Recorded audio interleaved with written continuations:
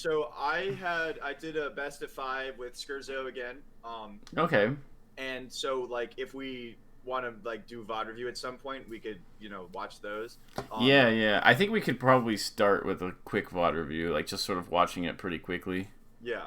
So one thing I would say is that I definitely felt like I'm still getting more comfortable, like as a lot of my friends would say, like looking at the screen better. But Mm-hmm.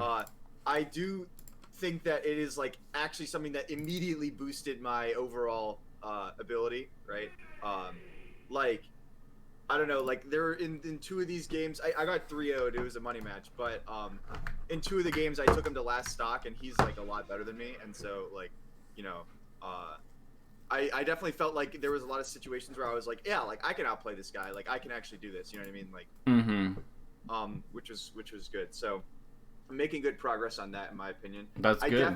definitely, the number one thing that I think you're gonna notice and agree with me on is that I definitely still need to practice the movement a lot. Mm-hmm. Like 100%. Like there was a few instances where I messed some stuff up just because I wasn't aiming my character quickly, and I'm getting better at it, but it's still definitely something that I think you're gonna agree I need to work on. Okay. So I guess I'll just do game one, which was on Battlefield. Uh, Sending that to you.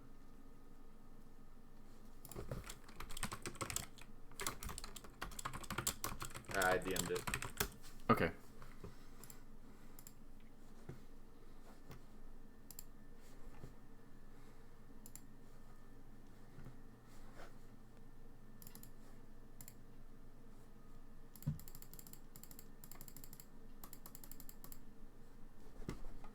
Okay, let me get the screen share going. Yeah, yeah.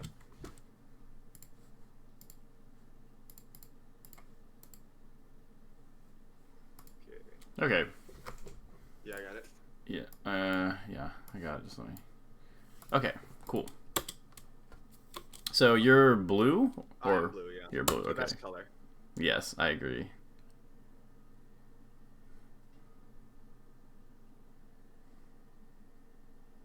Okay.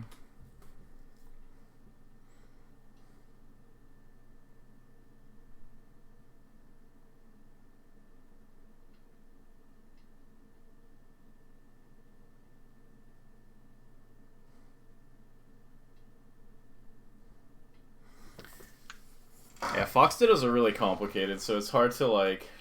Isolate stuff, I guess. Yeah, exactly. But I'm gonna do my best. I have some Matchups. ideas for this session, but Yeah. they're kind of experimental, so we'll see. I love Fox Dittos, and I think they're so Oh funny. yeah, no, they're great. They're just really hard to understand. Like I think that like people need to basically accept that like you're never really gonna be like super comfortable in it. Like it'll always be fun, but like Yeah. even like all the top players, it's not really like we don't really like get it totally. Like Yeah. there's a lot of sort of like chaos and things that happen like randomly, like semi randomly, and it's Yeah. like trying to like reduce that is difficult.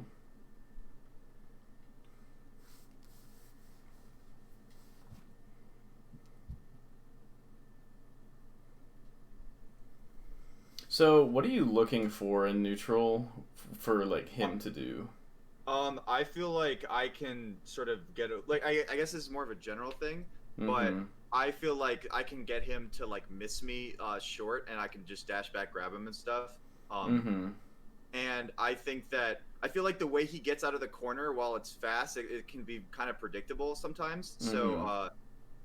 like I noticed that especially on Yoshi's story, like he's a really big fan of like drop from ledge, jump, like wave land onto the platform and like aerial off, you know what I mean? Mm-hmm. um and so I was trying to get better at like reacting to that kind of stuff. I didn't really hit it, but yeah, I think that I mainly was just trying to get him to miss me short.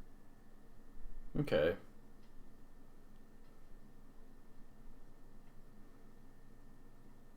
Yeah. Okay. Okay. I'm getting some ideas from watching this. It's kind of like what I wanted to go over in the first place. Yeah, I would say that that game plan though is like my general game plan versus almost everyone until I feel like it's not like not working. I don't know. I just feel like I guess I should pay more attention to things that are specifically against him, but I think that it's just a very good like general game plan because Fox is so fast. Yeah, I mean, it's less about doing things that are good specifically against him and more like having a good. So it's kind of like okay, so yeah, so I think there's a lot to go off in this game. So it's basically like you want to create. So basically, in an ideal world, like basically you could punish literally everything your opponent's doing, Yeah. but you can't do that. So like you have situations where you can punish things, and I think like what you should be doing is increasing the number of things that you're ready to punish. Yeah. Okay. So like one thing I can kind of like see in neutral, I think, is that like there's situations where you don't really know like kind of what to do necessarily, but like you kind of have an idea that it's a good time to do it. So, and then you just sort of go for something that doesn't really make too much sense. Like you'll like full hop nair at him across the stage or something. Yeah. Okay. Yeah, there was a moment that's kind of, I think it's after this first stock. Let me see.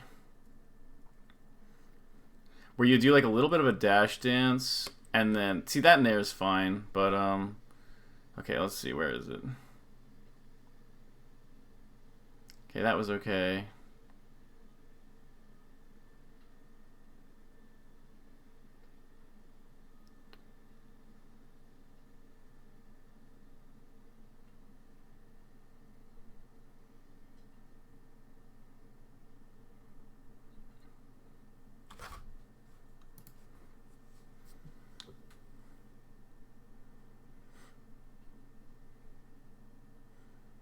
Yeah, so I think like what I basically wanted to go over today will fit pretty well. All right. That's cool.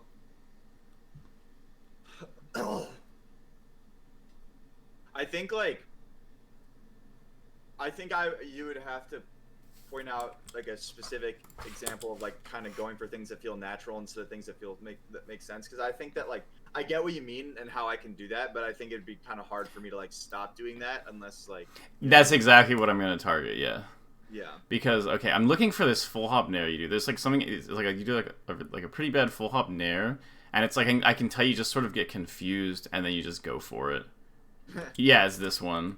Like it works out for you, but like this doesn't actually make any sense. Like it's like you're kind of here and you're like, what do I do? You know, and you're like, well, the full hop nair will like hit where he is. You know, but like it's not.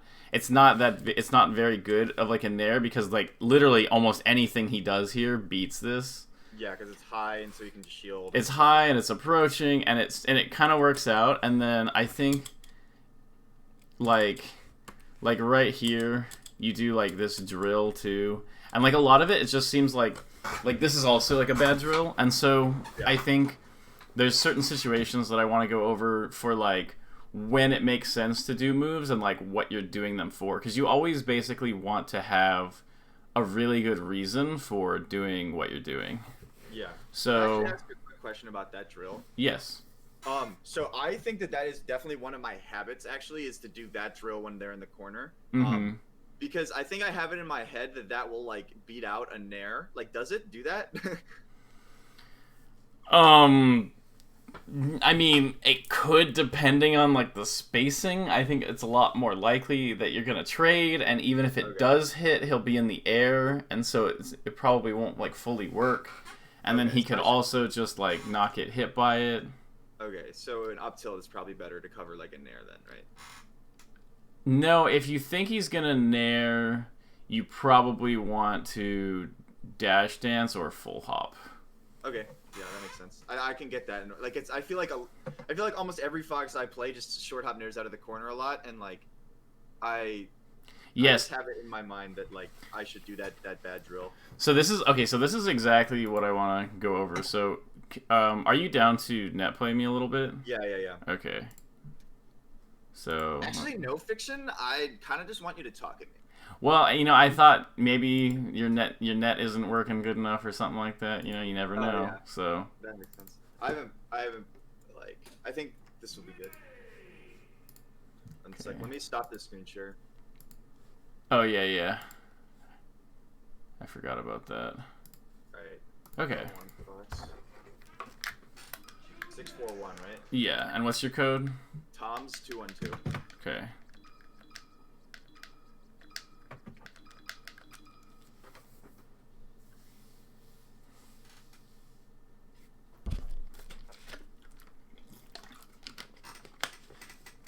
I haven't played today, so I think the movement's gonna be pretty bad, but I don't think that will get in the way of. Well, we're not actually gonna be playing, so. Yeah. No, I meant like just for aiming stuff. Wait, what did you say your code was? 212. Oh, I thought you. Okay. Yeah, somebody in chat told me I put it in wrong. I put in 213. Okay, there we go. Okay, perfect. FD is exactly where I wanted. Okay, so basically, let's say the fox is like here. Okay. So what we're basically going to do is we're going to go through ways that you want to hit me. Because it's a ditto, I will want to hit you in the same ways. Yeah. So what we're going to do is figure out which ways you want to counter the things I do, and then talk about, like, how you're going to... Like, basically, you can basically play this matchup with yourself. Because you're like, what do I want? And then you're like, okay, that's also what he wants. And then you're like, how does he beat me for doing what I want? And then you're like, oh, I can do that to him. And, like, how does he avoid that? And you can just kind of just keep going like that. Yeah. So, like, let's say I'm just, like, right here. What would you do? I think, like, instinct, honestly, is to nair. At 0 or just in general? 0? I didn't realize we were playing. Okay, so... Okay, I mean, it doesn't really matter. I was, like, it's not... I wasn't saying at 0, but I just wanted you to clarify.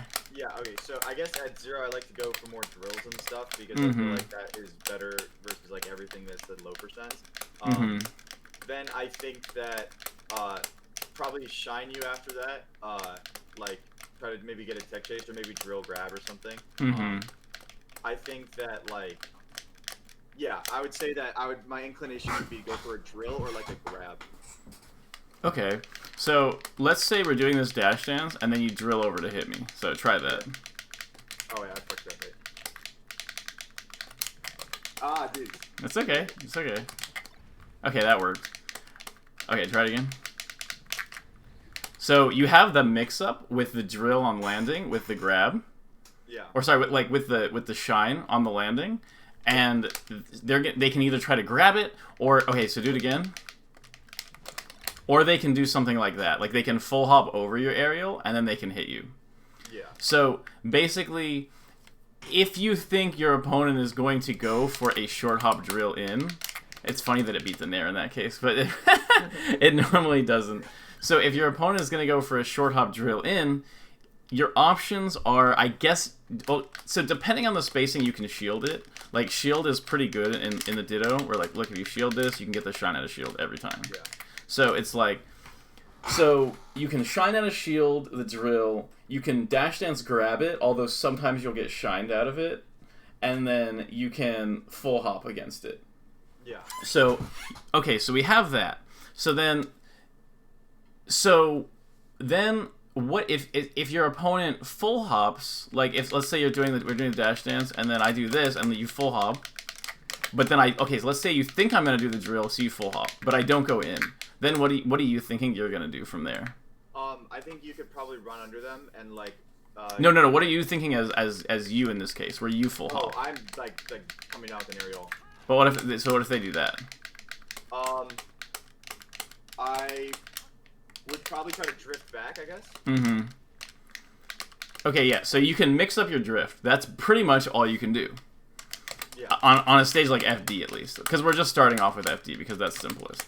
Yeah. Okay, so we have the full hop is basically out of the way because if you don't commit to the drill and you manage to bait the full hop, you have like a very good opportunity to like here do like a full hop aerial or something. You can do like that. Yeah. So it's like if somebody does a full hop aerial, you can basically either drill it or you can grab it, and that's pretty much it. So. But the thing is that if you get them to full hop and you have not attacked yet, then that's like you basically have won the situation. Yeah. And then, okay, so then if they nair, the solution is pretty similar with the exception that you can also hold down. Like you can hold down, and then if I nair you can just shine me. Like a lot of times, like at lower percent anyway. Yeah. Here, like try to nair me. Wait, do it.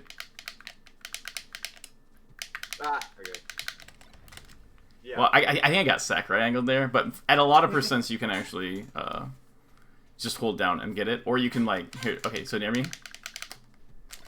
That's like that situation comes up so commonly in the Fox Ditto, like where one Fox is gonna nair because that's kind of like what you're doing. That's like another really common option is that you're dash dancing, and then one guy just goes like that, right? Yeah. So if the other guy is gonna do the nair there, you want to dash dance and either full hop over it, or you're gonna shield and shine out a shield. I wouldn't recommend trying to dash back grab the nair very often. It'll happen, but it's not super common. So you kind of end up in this situation where, like, they have. So okay, so I'm trying to get to the bottom of like the generalities more of like. Basically, you have moves that you can do that will cause the other Fox to have to do specific reactions. Okay, where if the other Fox does not do the specific reaction to your nair correctly, then you're just going to hit with the nair. But if you don't do the nair, and your opponent does respond with an option as if you were nairing, you need to know what you're going to do there too. Okay, yeah. So it's like it's almost like you can make them think you're gonna do that nair and then be ready to punish the nair counterplay. Exactly.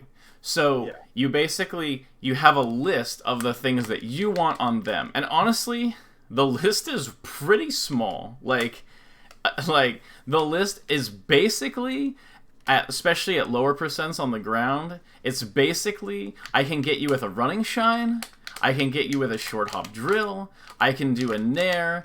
Technically, I can up smash, but that's not super relevant. I can wave dash and up tilt, and I can raw grab. That's basically it. So in terms of like punishing. No, not in terms of punishing. In terms of what I want to try to hit you with. Like if you're just like if we're just dash dancing like this, like what do you want to hit me with? You know? Yeah. It's like you don't really have that many options. You can either do running shine. That's like one of the most common ones. You running shine like that, and then you tech chase out of it. Or you're doing this, and then you drill and you grab, or you shine, or up tilt, or whatever. Or we're doing this, and then I do like that nair. Yeah. And it's like, or I guess if I'm a total psychopath, I hard read you and do like a grab, but that's not going to come up that often. So yeah. I think like an example of like the pick an option, don't actually do that, but like be ready for the counterplay to that and punish that. Like I think that kind of is like what we do against Marth, right? Like if they think that you're gonna aerial at in their certain spot, they're gonna dash back, but you actually just like overshoot it. You know what I mean? Like, yeah. No, that's actually something you do against every character, to be honest. Yeah, no, but like I just think like I play versus my friend who's a Marthman a lot, and it's big against Marth though. It's like way no, you're right. It's like it's a huge part of the Marth matchup, even in comparison to other matchups. Like I should say the effect of it is more pronounced with Marth. It's not that you necessarily need to do it more. So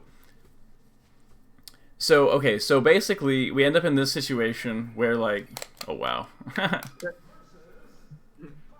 So we end up in this situation where these are our moves. It's short hop drill, short hop nair, running shine, and honestly, let's just use those for now. So that's pretty much it. So let's start with the most common response to running at you and nairing or drilling, which is that somebody tries to go for the dash dance grab. So I'm just gonna do like a basic thing, and I'm gonna do like that, okay? And I just want you to dash dance grab it. Oh wait, yeah. Okay, so how do I beat you trying to dash dance grab my nair there with like? If I think you're looking for the dash dance grab, what would I do? What would I do differently? I mean, like, you could probably drift super hard back so that they, like, miss or something. Right, okay, so the first option is to undershoot, because if we do this, and you think I'm going to jump in and nair you, and I do like this. Yeah. So we're doing this, dash dancing, and I'm going to go in for the nair, but then I do this instead. You're going to whiff that grab. Here, try to do it. Oh, okay, well, that was good. Okay, let me... Because, okay, so the thing is you're not doing it at the distance where you'll actually avoid my actual nair. Oh, yeah, okay. Yeah, okay. Okay, so, like, just dash dance for a second.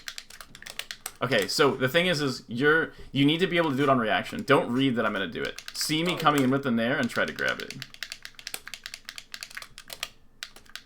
Oof. Wait, alright, go.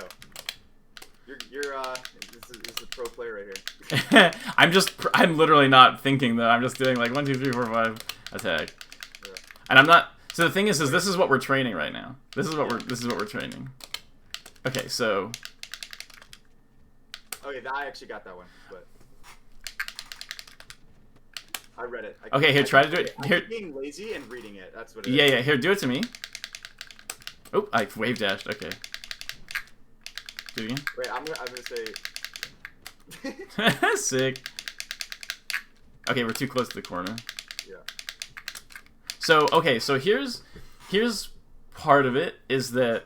So what I'll do is if I think somebody's gonna nair, I'll create the distance first, but I won't. So okay, so here, do it. The nair. Yeah, do the nair. So look, if I do that. Then, like, basically, because it's really hard, you almost can't react to the exact spacing of the nair. Yeah. But what you can do is, if you think the other person's gonna nair, you can create space for them to do it. And if you get the right spacing, then you can get the grab. But so it's like, nothing in this matchup is super guaranteed. But basically, the idea is that this nair is going to happen, and sometimes you'll be in the right spacing to punish it, and sometimes you won't. But the idea is that if you think the nair is coming, then you want to be able to get out of the way of it as best you can. So, okay, so basically they can't guarantee to be able to get you on the nair, but you can mix it up by doing short nairs, etc. And they're not going to necessarily get the punish. And so, okay, let me think of the best way to say this. This is, like I said, this is the first time I've done a lesson like this, but... Yeah, no, it's fine. Oh, we talked about it a little bit, so... Mm-hmm. Yeah, so, okay.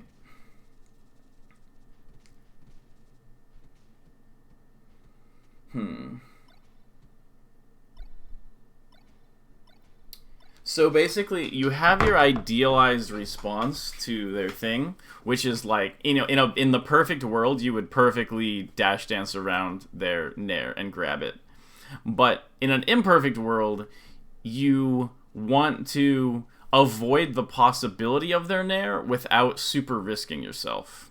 Yeah. So it's better to give up more space than not enough space and get hit by the nair. And that's why those undershoot nairs are good in that case, because I can do this and then, okay, so like give up space as if you're like scared of the nair and you're gonna like try to get a grab, but don't necessarily go for the grab. So I'm doing this and you give up space. Perfect. So you give up space right there. And then now we're in this situation where like the other fox is like, he might try to grab me. Yeah. And you might also go in for your own nair, etc. So okay, so come back to center. So we're going like this. I try to nair you. You go away. That was perfect because now I'm really close, and I might think, he's gonna nair me or whatever. But I don't have the options to get out of your way because we're too close. And so it's like, so it's basically like all of the options have a counterplay, like a super direct counterplay. But when you don't have a direct counterplay to an option, you want to sort of give them the space to, or sorry, it's what I'm trying to say is you want to give them the space so that if things go perfectly your way and they do the exact nair or dare or whatever that you're expecting, you get your perfect punish. And if they don't do it, like let's say they do an undershoot or whatever, you put yourself in a position where you're not disadvantaged. And ideally, you could even be a little bit advantaged. So, applying this to like this situation in the corner where I was scared that Skurzo was gonna nair me when I did that drill, like I am actually kind of fine to like give up a lot of space there because the worst case thing it does is just put us back into neutral. Exactly. Still hit him with my nair that he can't really like. I will still have the advantage in like that counter hit scenario where like he undershoots and like now he's too close to react to what I'm doing. And he'll still be like a little cornered. So it's basic. So yeah. So this is like what I was getting at, where like in this situation where, let's go battlefield. Okay, so you're in the corner. So you're like right there, and we're like right here. Yeah. And so you're afraid of him like just being like, "Whoo," you know, and just like coming out of the corner with like the most alpha nair out of the corner, right? Yeah. And so what like the way that top players will basically approach this situation is the other fox also has to watch out for me doing like my psycho nair here. Yeah. And so like, and if we both psycho nair, obviously we trade, but that's kind of irrelevant. Unless good for that's more complicated. Yeah, and it's still good because you're in the corner.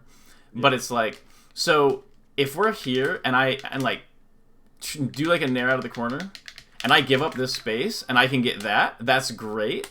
And like, but like, let's say I give up this space and then because I give up this space, you do like the short nair. Oh wait. That's okay. That's okay. Don't worry about it. Okay, so like let's say So let's say you do the nair like right here, and then I think you're coming further. So okay, so that was perfect. So we end up in that case where like I gave up a bunch of space, and you did a nair that was a little too short, so I can't actually punish it, and I'm not even close enough to actually do anything to you. Yeah. So basically, that was a situation where if I guessed right what move you were gonna do, I would get a big punish. Yeah. And if I guess wrong, we're still in neutral, and that is like favored in the neutral. Yeah, that is like basically that's your payoff for getting an advantageous position. Okay. So it's like your advantage from having the opponent fox in the corner is that you get a chance to read what he's doing for free. Basically. Oh, okay. Yeah, so it's like you don't actually get a free opening by being an advantage, and you can't even necessarily like guarantee that you'll get more of an advantage or an opening out of the advantage. In fact, almost exclusively you won't. And this is why a lot of times in high-level fox dittos, you see like them just kind of like doing this, you know, and they never really actually hit each other. Like they're just kind of doing this. And they like you'll see it in any of the top fox matches where there's like 5-second periods where they're running around not even trying to hit each other. Yeah. And the reason that they're doing this is that they're taking turns sort of like being like guessing what the other guy is going to do, and they're wrong, but they're still safe. And then they do it again and again and again. And it's like because no one is, what'd you say? Until someone messes up. And not until someone messes up, until one person gets a correct prediction on the other. Oh, okay. Yeah. So it's like, because you can generate these situations where like, if I'm right, I punish you. If I'm wrong, we're in neutral. That is the neutral game sort of for Fox. And honestly, in a lot of things, but I'm just going to focus on the Fox Ditto for right now. Yeah. So that like happens a lot. And so like, okay, so let's say, so sometimes I don't want to do that. Sometimes, so basically you don't always want to be the fox who's, I call it active, where it's like, you don't want to be the fox who's always presenting the situation of saying, I'm nairing, deal with it. Because if you are only doing that, then the other fox can be like, okay, are you doing this nair? Are you doing this nair? Are you doing this nair? Are you doing this nair? And they get you because you keep setting it up.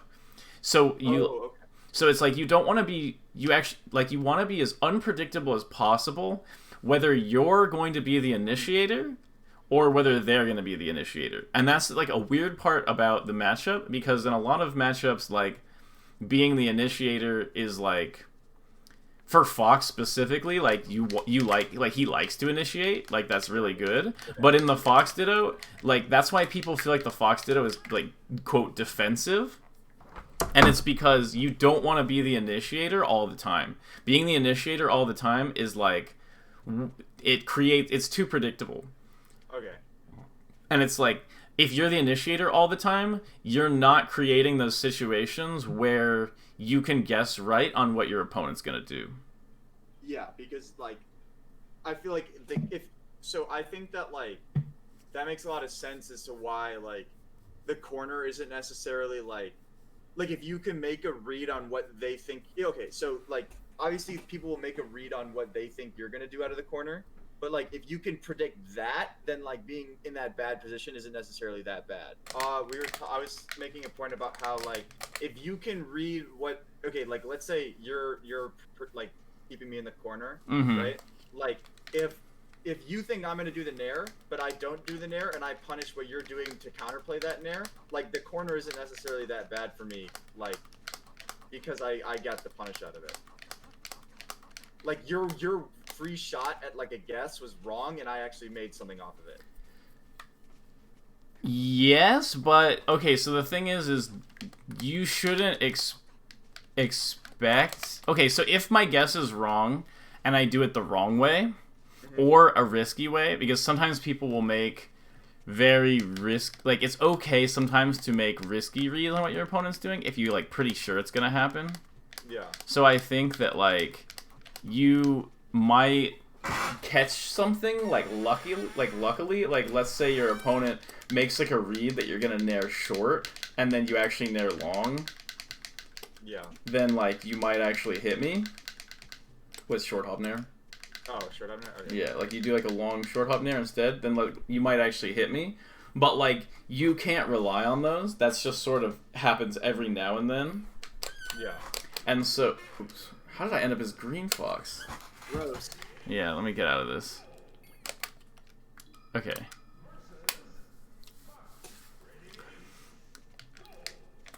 Okay, so you might get that, but like more so him not getting the correct guess is what allows you to get out of the corner. Okay. Less so than you to get an opening on him. So it's like the majority of openings in this matchup happen either when one fox does something unreactable, like we do this and I just nair, and that's just gonna happen. Or like you do this and then you hit someone. And so it's like those things are that is like the first way you get an opening, and the second way is by like I create extra space. Like what I'll do, like a common thing is I'll do this and then like try to nair me. Oh wait. I do this and I go deep into the corner because a lot of times like people will chase you, like they'll do like a nair like right here. So I try to get like way into the corner and like grab. And I wouldn't necessarily recommend that like as like a thing for you to try to do like right now. But like that's an example of like I know like a predictable nair that people often do, and I'm like sort of exploiting that by going extra into the corner there to try to get the opening. And so it's like that's like the one way to get an opening is to hit somebody, and the other one is to do, and okay, so so I already explained the two things. So basically here's why people do the full hop so often, is because let's say you think I'm going to do this.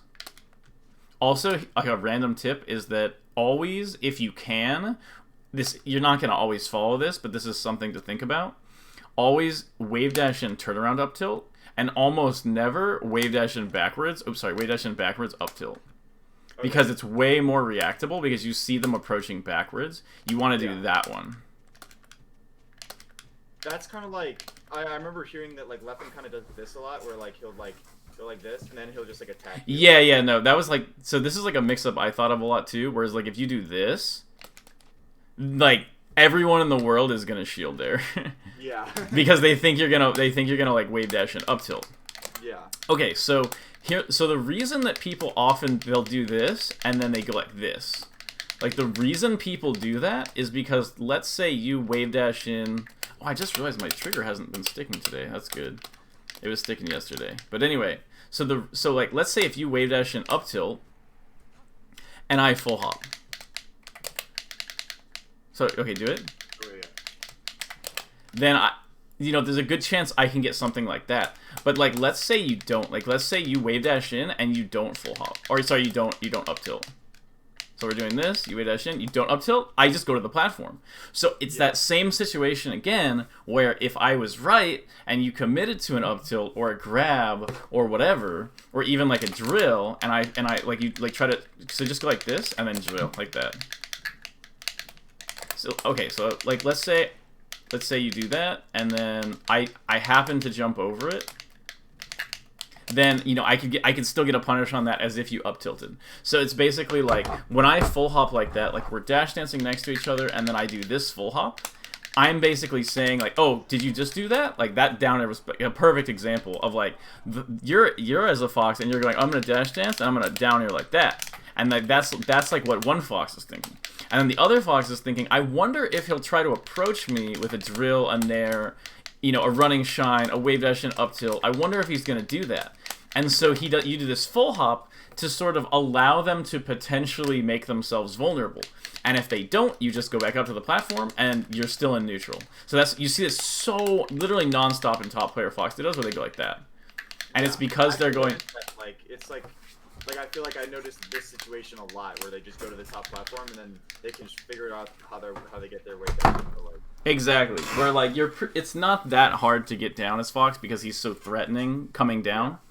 So it's like it's not really a disadvantage, and so that's that same thing again, where like you're creating the vertical space away from your opponent, and you're allowing them to potentially whiff and do a bad short hop or an up tilt or a grab, and if you're wrong and they don't do that, you just get away, and like this just repeats literally over and over in Fox Dittos of like.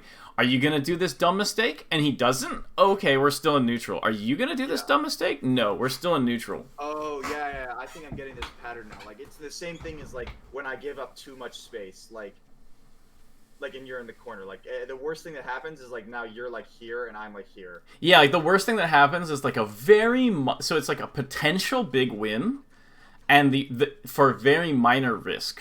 And both Foxes basically repeat that over and over until one of them wins. Gets lucky, kind of. Not gets lucky, but like is fortunate enough to be right about their opponent, or their opponent gets hit by something like random. Like, like if you just get hit by that, or I was just gonna nair you and I just got hit by that nair. Like that will happen all the time. So, like, basically, that will just happen, and, like, in any world where basically you have even tech skill and you're both doing similar mix-ups, like, you're gonna basically get hit by each other the same amount of times randomly.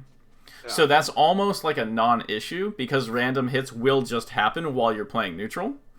And the part of the game that differentiates between who wins and who loses is how well you play the non-random parts of it. Okay. So there's always going to be random, you're always going to play some random Fox and he'll just do this or something and you die. And you're like, what was I supposed to do? And it's like, nothing. Like, you're just going to get hit by that sometimes, and so is Fox he. Is so fast, so it's like... Yeah, Fox is so fast and they're just running around and they're doing a bunch of attacks. And you're like, oh, how did I get hit by that? And it's like Foxes will literally do this and then do like random freaking moves like that. And it's like, if you just happen to move into that space, you're going to get hit. But if you're playing Fox correctly, there's a good chunk of time where he will also get hit by your random stuff, and it does sometimes come down to who can punish off their random stuff better if players are equally matched. And that's why, like, if you're super evenly matched in Fox Dittos, sometimes things can be a little random, because like. If all of the non-random parts of the game are basically even, then the random parts of the game sort of decide. It's not quite random, but it's more like whose patterns happen to get lucky more often against the other person. And so a lot of times in sort of close Fox Dittos of like skill level wise, sometimes you'll get these weird triangles of like, well, I beat this Fox and he beats this Fox, and then that Fox beats me. Yeah. Like, I don't know if you've ever encountered that, but like... I think I can conceptually get what you mean. Like, that used to happen with me, Lucky, SFAT, where I beat Lucky, Lucky beats SFAT, SFAT beats me. And I was like, it doesn't make any sense, and it's because this was especially prevalent in like 2014 or so. And it's like, because we all sort of had very similar skill in terms of punish game, and in terms of how to play the matchup spacing-wise, and stuff like that. But then, like, basically the reads that we would happen to make in the random, not necessarily the reads, but, like, basically just the movements that we happen to make sort of work out more in one person's favor, and so like style weaknesses and strengths can become a really big deal in Fox Dittos if you're very even in skill. Okay. And that doesn't happen that much in other matchups. Yo, what's up, Rebel? Yeah. I think like, so do you think that it's like probably good then that my base inclination for like trying to dodge moves is just like running away from them, like? It is. Like, I think I play most of my neutral just like, oh, like I'm trying to react to them, or like I think a lot of times I've been playing neutral where like I'm just like, okay, like I think that they're gonna approach me in like generic way, like not even thinking of a move, but just like their spacing relative to me, and like I just run away from it and then I come back in, like. So that is a pretty decent general plan, but Yeah. the important thing to keep in mind is that if like you never want to be just waiting for them to approach. Yeah. Like you need, because remember it's a ditto. So if they were just waiting for you to approach and you're waiting for them to approach, nothing happens. Yeah. You're both just waiting and giving up space, and you come back in, and you see the other guy coming in, and you go, oh, he's probably going to approach this time, and you go back. And sometimes you will see it. With two pretty defensive foxes, they'll both be like this, and then every time they dash to center, they both go back to the corner because they're like, oh, here he comes. Oh, here he comes again. And it's like they're just like looking in a mirror, and they're getting scared of their own reflection of like every time he comes in, he's got to be approaching me, and the other one is like, this guy's approaching. And so you just, like, I've seen it all the time where you just have two foxes dash dancing at each other forever and nothing gets done. And it usually happens the most at mid-level. And it used to happen to me at mid-level too. It's because you're just like, here he comes, and then you both run in the corner. And it's just like, so the reason why that's bad is because so here's the thing, is that if both foxes are doing that, there's not a lot you can necessarily do to just beat that. So what you do to beat that is you look at common ways that he's dealing with your, quote, attempted approach. Big way to beat it is actually wave dash down. Like, you'll go like this, and then you go like if he, like, every time I dash in and you dash back to the corner, and then we both kind of just keep staying in the corner like that, and then I go like this, now I'm, like, saying, okay, this is where I'm holding space now. And so if you want to think that I'm still approaching, you've got to, like, full hop out of the way or something like that. Or, like, go to the ledge. And if you don't, then I'm going to come in. So, like, a really common approach to somebody who's playing very defensive, and every time you come in, they kind of go back, is you go like this, and then, like, you go back when I approach, and then I do this, and then I do a mix, I do, like, a dash dance into a quick nair. And that's, like, a way to beat the other person, like, hardcore just reading you approaching. But... yeah, okay. The thing is that, like, that's sort of an offshoot of, like, if, like, basically, if you're always waiting for him to approach, then you're not creating those situations where he is, like, can be wrong about your approach, where, like, if you never do this, your opponent can never dash dance and get randomly hit by nair the wrong way. Yeah. And so it's like, you're basically creating situations where, like, he doesn't have that much risk, and he can just sort of keep reading what you're doing over and over, and it's like, safely. And so, it's like, you need to basically... Okay, so it's basically like, there's no safety in this matchup, in the sense that, like, you'll never be able to not play with mix-ups constantly. Like, there are some matchups where you're like, well, every time they come in, I kind of do like a wall, or I dash back, and then they can't really do a lot. But like in Fox Dittos, like, every decision you make is kind of meaningful no matter what, because the other fox could just randomly happen to be there. Yeah. And so, like, you need to constantly mix up whether you are trying to do things on them or you're trying to respond to the things that they're doing to you. And so that's like a mix-up in and of itself. Like, yes, you have. That is the base mix-up of the matchup. Is am I going to run at you and wave dash down, or am I gonna run at you and do a dash dance and approach, or am I gonna run at you and do this and then give you a bunch of space to do something dumb? And, like, basically, almost the entire matchup is played within those confines of, like, we're dash dancing and we get kind of close, and it's like, so, and then the mix-up is I can either do this, or I can do this, and then I can give up a bunch of space and see what you do, or I can do this and give up a bunch of vertical space and see what you do. Yeah. And so, you would want to tailor that to which one keeps working. Which ones work, and also what he's doing. Like, if I'm playing a player where, like, they are too predictably when they approach and I give up a bunch of space, if they're way too predictably, like, give up some space. Okay. If I come in like this and they give up too much space, or I give up space and then they do this way too often, what I'm gonna start doing against that player is, okay, so do that against me, where you do like this and you approach a little bit and then you do like that. Okay. What I'll do is I'll start shielding there, because it's like when you are the active one, when you are creating the situations for me, those are like, you are repeatedly narrowing in that situation, so therefore it's like I can start to have a higher chance of guessing right. So it's like so for instance, here's like a common situation that'll happen. Like, let's say we're dash dancing, and then you kind of take space to come like, so like go like this, and then like go to here, and then I full hop over you, and then okay, so I full hop over you, and then you let's say, okay, so like let's say you do this, and then you come in, and then you go back, and then you do that. Okay, so like let's say, so then and every time you come in, I full hop like this, and I go back to the platform. And so neither of us really get anything. And then I notice that, so I'm watching while we're doing this neutral, and I'm noticing that you often will take space and then go back to here.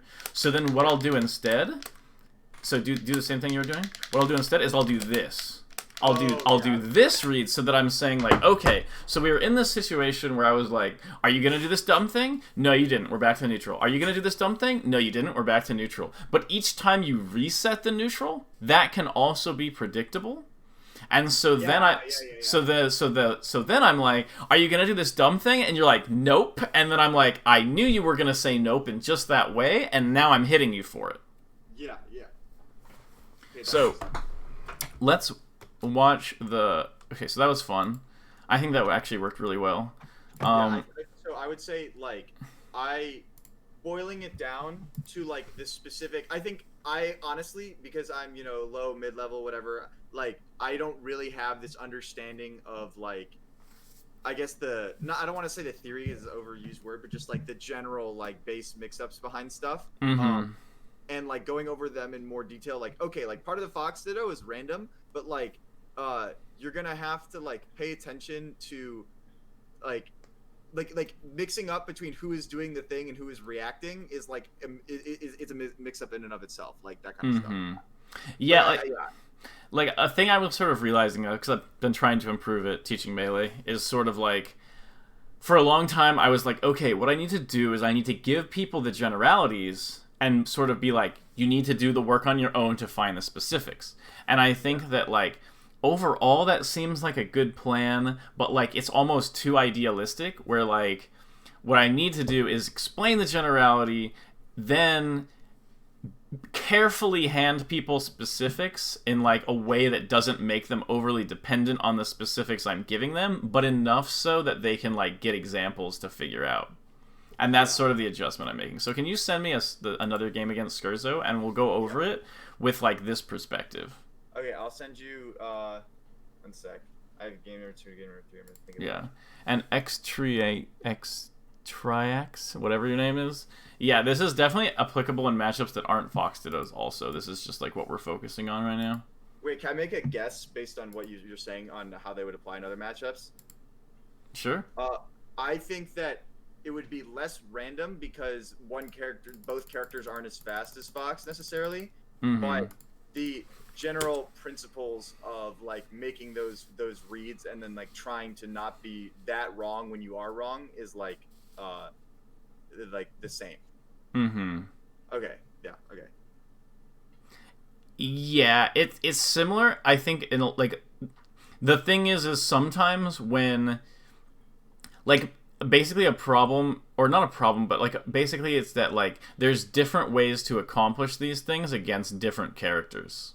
That's sort of the main thing, is that like these happen in all matchups, but like the way that you create a situation where you sort of safely disengage or whatever, those like in some matchups they come up more or less, and then they always manifest in sort of different ways depending on like what that character can accomplish. Like a character like Sheik is like foxes who play heavily reactive to what the Sheik does, they struggle.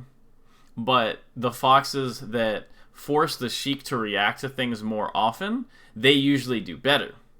Whereas like against Peach, if you're like always trying to make Peach react to you, then like you're just going to get hit by a bunch of random stuff and usually lose. Whereas like if you know the balance of when to do it and just to sort of like only make Peach like respond to real things every so often, then like that'll be better for you. And certain things like the full hop to center, full hop to platform, like that sort of works in a lot of matchups, but there's certain matchups where like obviously Falco can get to the top platform a lot easier than Peach, you know? So like the difference, so this is like an overarching concept for the whole game, but like the way to accomplish these things and like basically the tuning of the different probabilities are super different for every matchup. Okay. Yeah. So I DM'd you the next file. We're like, I got it up on the screen. Let me screen share it. For example, like in the Puff matchup, you almost never want to be the active one, but you don't want to be so passive that Puff can get away with anything. So it's almost like in that matchup, it's almost like you're like, okay, I'm always just going to react to what you do, and then every so often I'm not. Whereas like in this matchup, I feel like it's very 50-50. But it's a little bit up for debate on like the exact percentages and stuff for each matchup. Okay, so I can't believe he did that opening. Okay, so obviously there's not really a reason for this full hop drill here. Yeah, I think I meant to short hop out of that. That makes a lot of sense. Okay, so I basically just want to get to a neutral situation. Okay, so here we go. He does this drill. You give up space. So you gave up a little bit extra here because you were like, he's going to approach, you know? And so you did the thing where you give up a little bit extra, but now you're in the corner, and which is fine, but okay. And so I guess you thought he was going to approach again here, but like the thing is like this isn't in your list of he's approaching me, I need to hit him counterplays. Yeah, like, okay. Basically, like, before you play this matchup intuitively, and, like there are situations where a back air like that could work, I would say you want to play it very simply. Of, like, okay, you know which options you can do. And the other thing is also, don't just be like, he's approaching. Think about which move you think he's going to approach with. Yeah, I wait, so, like, that's a huge issue with me. Like I think that I guess for lack of a better word, I can play this game very anxious, and I'm just like, oh my god, like he's gonna hit me with a move, and like I overreact to stuff, you know what I mean? And that will often, believe it, like even though I'm sort of so scared of him hitting me with the move, I can actually not even pay attention to what move he's gonna hit me with, and I'll get hit with like a mix-up then, like. And so I think that's a general problem I have, is definitely like playing almost too scared in a way where I play so scared that I don't even think about what I should be scared of. So like it's like in this case, like let's say you thought, because it seems like maybe you thought he was gonna run in, right? And that's why you did this short hop back air. Yeah. So it's like what you could do here is, but it doesn't seem like you thought he was gonna full hop in.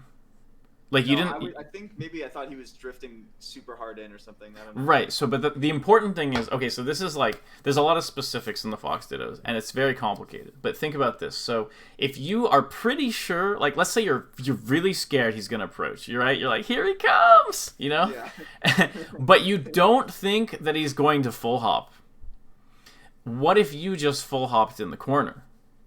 Yeah. Like, what does that do? It's like, you're creating the situation. So you know, the ideal situation is you make this read, and then like this defensive option, like, because this is clearly a situation where in your head you are like, he's the one who's dictating and I'm responding. Okay? Yeah. And it's like, that's not wrong. That's just the mix-up. It's like, because, you know, some foxes, they're trapped in the corner here, and they'll just instantly nair out of the corner.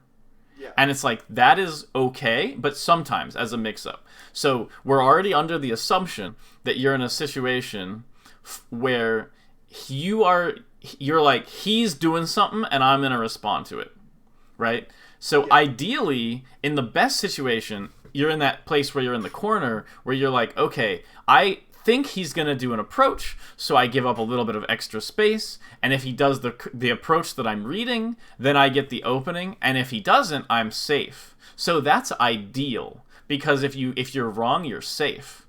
But like, so let's say you're in this situation where like you're like, okay, he's coming in with something, but I'm pretty sure he's not full hopping in, because if he full hopped in, that wouldn't really cover that much, and you could just dash through or do whatever, and he might get cornered. So in your head, you're like, okay, I'm responding to what he's doing. I'm in the corner, so he has the activity or whatever you want to call it, but I'm pretty sure he's not going to full hop. Then if you full hop, you're creating a situation where if you're correct and he goes for some sort of super attack into the corner, then, you know, you can drop a back air on him, or you can waveland to the platform, and now he'll be in the corner. And so, if you guessed correctly, then he's in a situation where you won the situation, or you're in an advantage. And if you guess wrong, the only way you can even guess wrong here at all is for him to full hop and hit you. And if he does, that's both unlikely, and it doesn't give him a huge reward most of the time.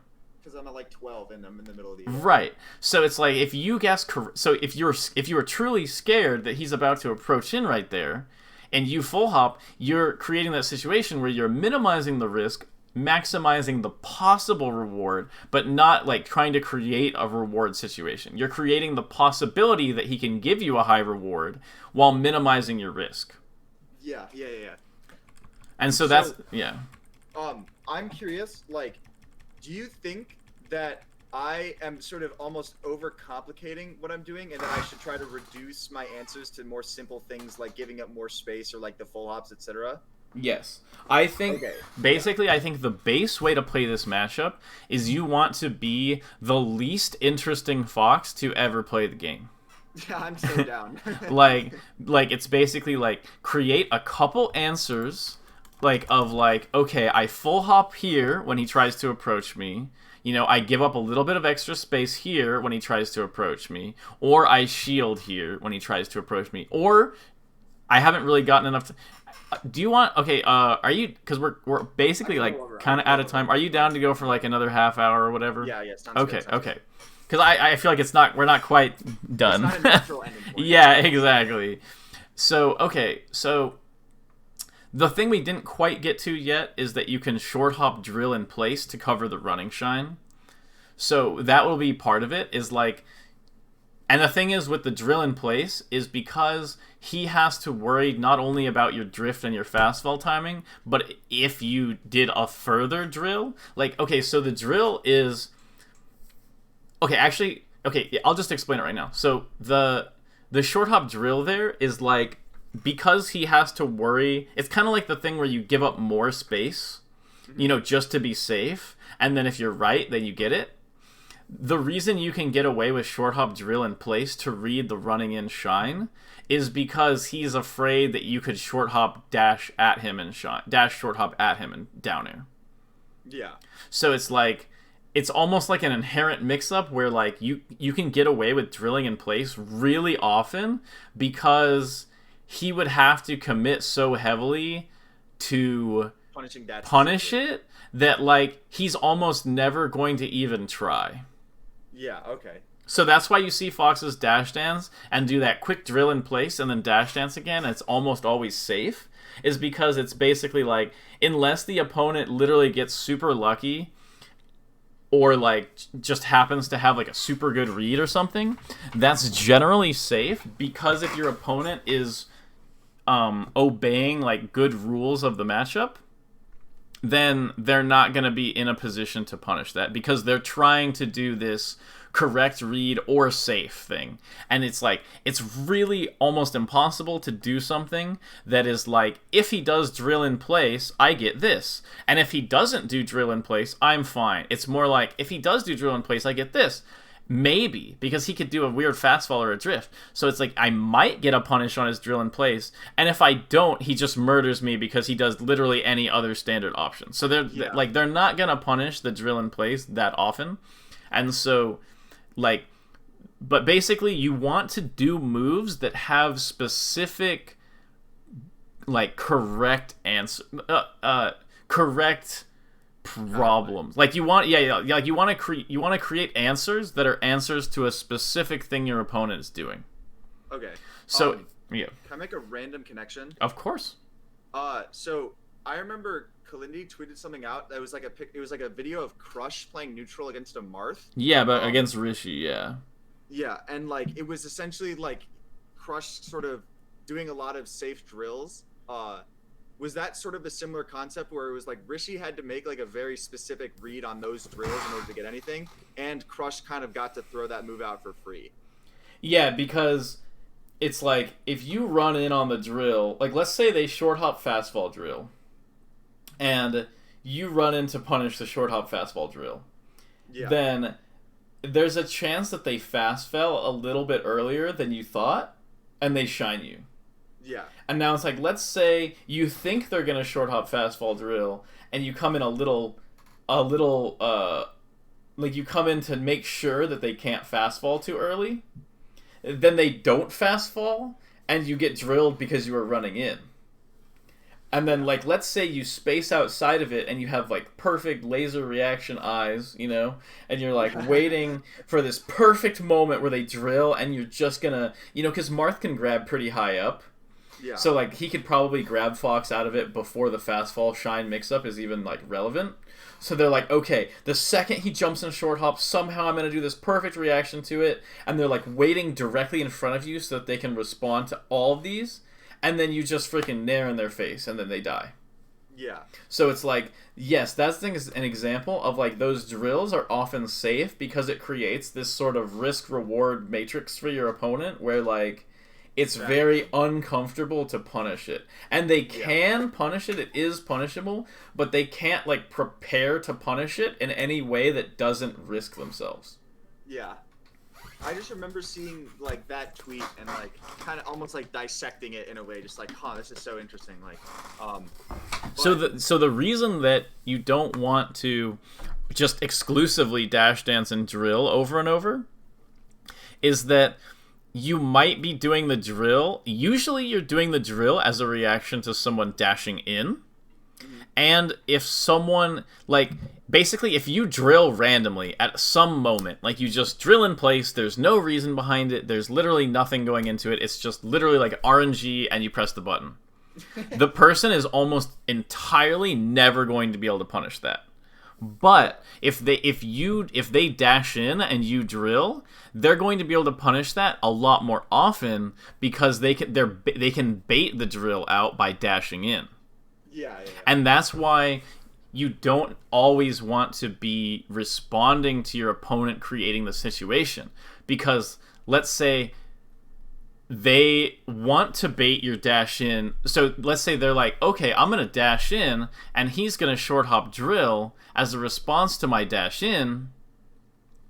And then you're not thinking that at all. You're not even responding to what he's doing. You're going, this drill, I'm going to dash at him, and I'm going to drill in his face. You know? Yeah. And so, like, if he is thinking he's going to bait your drill in place by dashing in, instead, what he'll just get hit by is you short hop drilling at him. And you'll see that so much in the Marth matchup, where a Fox will dash dance, drill in place, dash dance, drill in place, dash dance, drill at the Marth, and the Marth is dashing in so that he can grab or down tilt the Fox who runs away, and he just gets drilled in the face. Every time you see a Marth run in and Fox runs at him, and they just run at each other and Fox drills him in the face, that's because the Marth thought that the Fox was reacting to him, and the Fox was not reacting to him. Oh, yeah, so that's the mix-up we're talking about of, like, becoming the aggressor, like... Yeah, because, yeah, exactly. Because the Marth is like, yeah, I'm going to dash at this fox, and he's totally going to be like, here he comes, and he'll do something. But you're not thinking that at all. You're thinking, I'm going to throw out this drill and try to hit Marth. And so because he was wrong in that way, but like that is like such a common situation to see. The Marth runs in and Fox just runs at him and he drills him, and you're like, how did that even happen? And it happened because the Marth was thinking the Fox was reacting to him.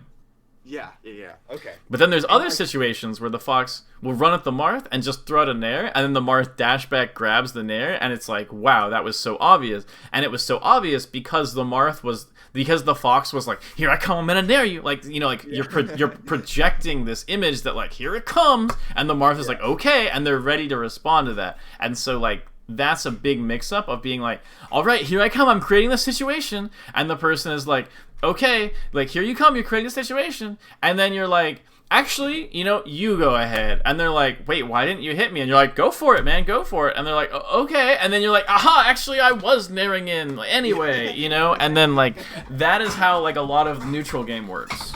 Yeah, that actually makes a lot of sense. So I guess one of the main things that I'm sort of getting is that, like, I feel like I need to reduce my bag of tricks to say, like, I guess.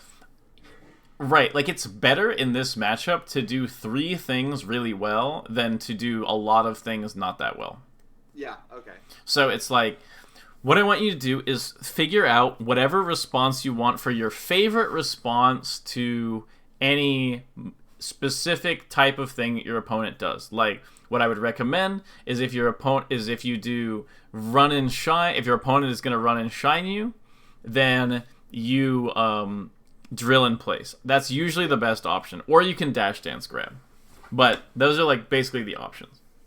And then if you think your opponent is going to short hop in, you can either give up space or you can full hop.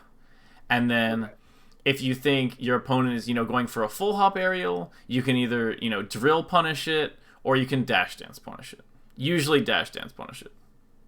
So and it's, yeah. Do you think that, like, do you think I should literally, like, get on, like a piece of paper and just, like, write out their options and then write out my favorite answer and then, like, just try to do those every time? Yes, pretty much. Okay, yeah. But the thing is that, so here's the tricky thing. This is like a really big issue, and it affects everyone at all levels, and it's my issue too, and it's everybody's issue. People are constantly working on this, and it's very frustrating at all levels, is that basically you write down, or not, you don't even need to write it down, you know, but you somehow decide, these are the things I'm going to do in relation to what they do. And then you try to practice that. But the problem is that by practicing that, you're ignoring the part of the game where you're creating active situations for them. And because of that, it's not actually good practice to practice the responses. Like, because if you're only practicing the responses, you're missing out on half the mix-up. None of that positioning that actually happens is, like, real. Okay, yeah. It only becomes real when you both have the threat of you doing these openings to your opponent and your opponent doing them to you. So what I would say is, if you're trying to practice these specific things that you want to practice responding to their stuff, is that you want to basically, you need to still be doing all your approaches, but you can do them dumber. Like basically, if your conscious awareness is focused on doing the correct, you know, like, create safe, like, remember the thing is, like, create a situation where if I guess right, I get a hit, and if I'm wrong, we're in neutral. Yeah. And when you see the situation come up where you guess totally right, you do your correct punish move on that situation. And you basically want to do that, you want to be doing that, but then, like, do your best for 50% of the time. Literally just do, like, dash dance nair, or dash dance wave dash up tilt, or whatever. And it's like, basically those are placeholders for when you have smart aggression. Okay, yeah. But it's like, you need some form of aggression to not be overly passive. Even if it's dumb aggression, it'll still be, like, okay scaffolding that'll allow you to practice the reactions in a way that don't create fake situations. Yeah. So, like, I'm gonna like just try to think of like all of my answers to like very specific things, and then like basically not like just allow myself to do whatever approaches that are like the baseline for like that I'll improve on later. Right, and exactly. And the other thing is like, let's say you don't know how to respond to something.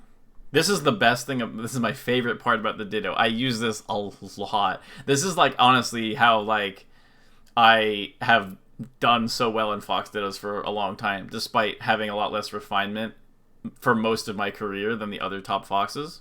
Mm-hmm. Is what I'll do is if they do something to me and I have trouble responding to it, I just copy that exact aggression back to them and see what they do. Yeah, no, that makes sense. So if someone does dash at me and they do dash in, dash back, and they short hop nair, and I just keep getting hit by it, and I'm like, I thought I had this good response, but I don't, you know? Yeah. Then I'm just like, okay, and I just dash in, dash back, dash in, nair them. And if they figure out a way around it, I go, oh, that's how I'm supposed to punish that. And then I do it back to them. Yeah.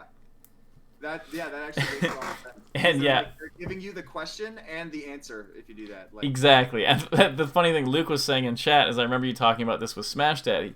And the thing is with Smash Daddy, and I was gonna bring this up anyway, the funniest thing is that he does this nair, this like kind of annoying nair, where he just sees you in this specific position and he just does this nair. It's funny because I was like, dude, this nair just hits me randomly. Like, it's not even that good, but it hits way too often. And I do that same nair back at him, and he has no idea how to answer it. And so now, every time, I basically have answers to his nair because I thought about it. But because he doesn't copy my answers, and I copied his aggression, it's like, now I have responses to Smash Daddy's nair, and I do his same nair back to him, and he doesn't know how to respond to it, and it gives me a big advantage against him. Wait, so can you repeat how you got the answer again? Just by, thinking about it, like, okay, separately, as a separate thing.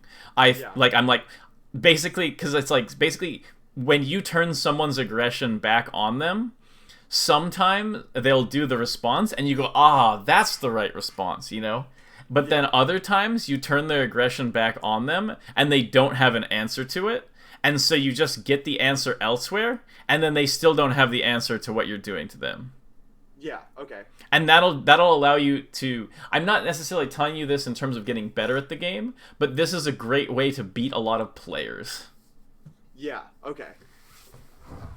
So it's like, if Skurzo does something to you and you're not sure how to deal with it, just do it back to him. And if you figure out what his response is, do that response back to him.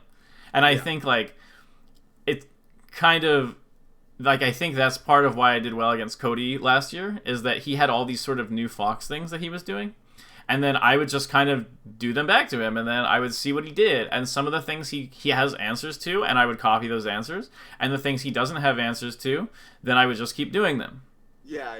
And so it's like, it's funny because there's players who would be like, oh man, this guy is just so good at, full hop drilling or something. And you can just use those against him, and either way you basically win, because either it works against him too, or it doesn't work, and you know exactly how to answer it. So it's like, basically anyone you play in the Ditto, it's a pretty fun matchup, I think, for this reason, is that anything that anyone does, you can just do back to them, or try to.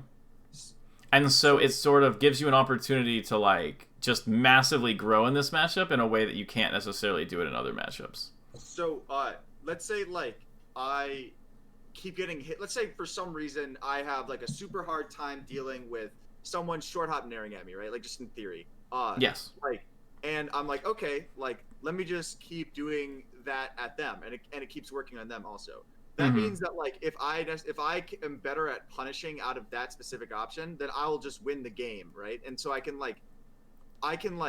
win the game even if they're doing stuff that I wasn't familiar with, because I have like a better base punish game than them, and so that's how I win. So that's true, but it's not necessarily what I'm saying. Okay, I guess. So it's like, what I'm not saying is that you want to use things back against someone in like a specific set or whatever. Like, I'm saying that, like, in sort of like the more long-term sense, that you can use them, like, basically, you know, it's like you want to have good responses to what your opponent does, and you want to also have good aggression. And whether your opponent has good responses to what you're doing, or whether they have good aggression, you can copy both of those and then reflect those off of them or other players to learn. Oh, yeah. Okay, that makes sense. So it's basically like everyone is just constantly giving you info every time you play against them.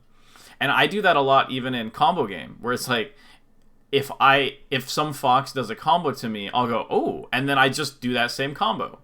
And then if I do that same combo to somebody else, and then somebody else gets out of the combo, I go, aha! And then when the first person does that same combo to me the next time, I get out of it, because I copied the response. Like, I was like, they say something, I go, oh, that's cool. It's like somebody gives you like a logical argument, and you don't agree with it, and you go, okay. So you just go to somebody else that you know is smart or whatever, and you use that same argument, and then they punch a bunch of holes in it, and you go, oh, got it. And then you go back to the first guy, and you give him the smart guy's arguments that you got from the other guy, and then he's like, wow, you totally destroyed me, you know? And it's like, I know exactly what you mean. Actually. Like, this is something that actually happened a lot.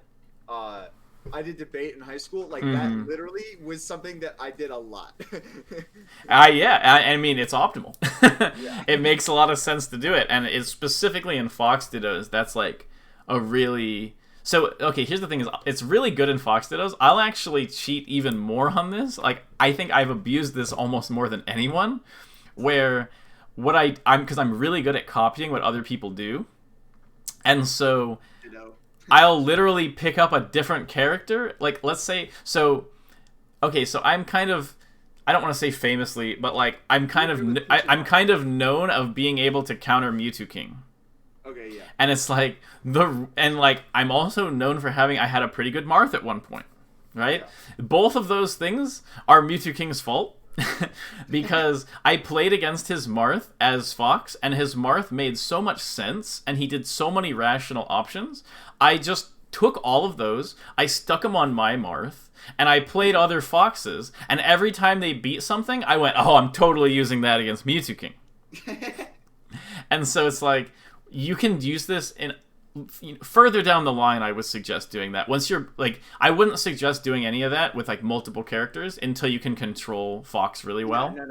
But that's like a possibility of like, you can always use other people's answers to things to further yourself. And in Fox Dittos, it's like so easy because you're both speaking in the same language. You know, you're basically just copying somebody else's code. You know. Yeah, that actually makes a lot of sense. Like, honestly, I really like playing Fox, and so like I'm down to just play this character forever, but like yeah, no, that's fine. You don't need to play other characters for that. That's just a funny anecdote I was bringing up. So okay, so here's the situation where notice that he does this, where look at this. So he is like, you're gonna do the big Nair approach. He like legitimately thinks you're doing like a super fast Nair here. So what he does is okay, wait one sec. Yeah, so it's right, sorry, it was a little bit, it's right here, sorry. So it's right here, and he's like, okay, so you do this back air, and then he does this, and he's like, all right, he's coming with this Nair. He is determined you are nairing him here. So look, he gives up a bunch of space, and you do the short Nair. So this is that exact situation that I talked about, where he gives up too much space, you do the short Nair, and you're back in neutral. Yeah. So, in this case, he guessed wrong, but he's still safe.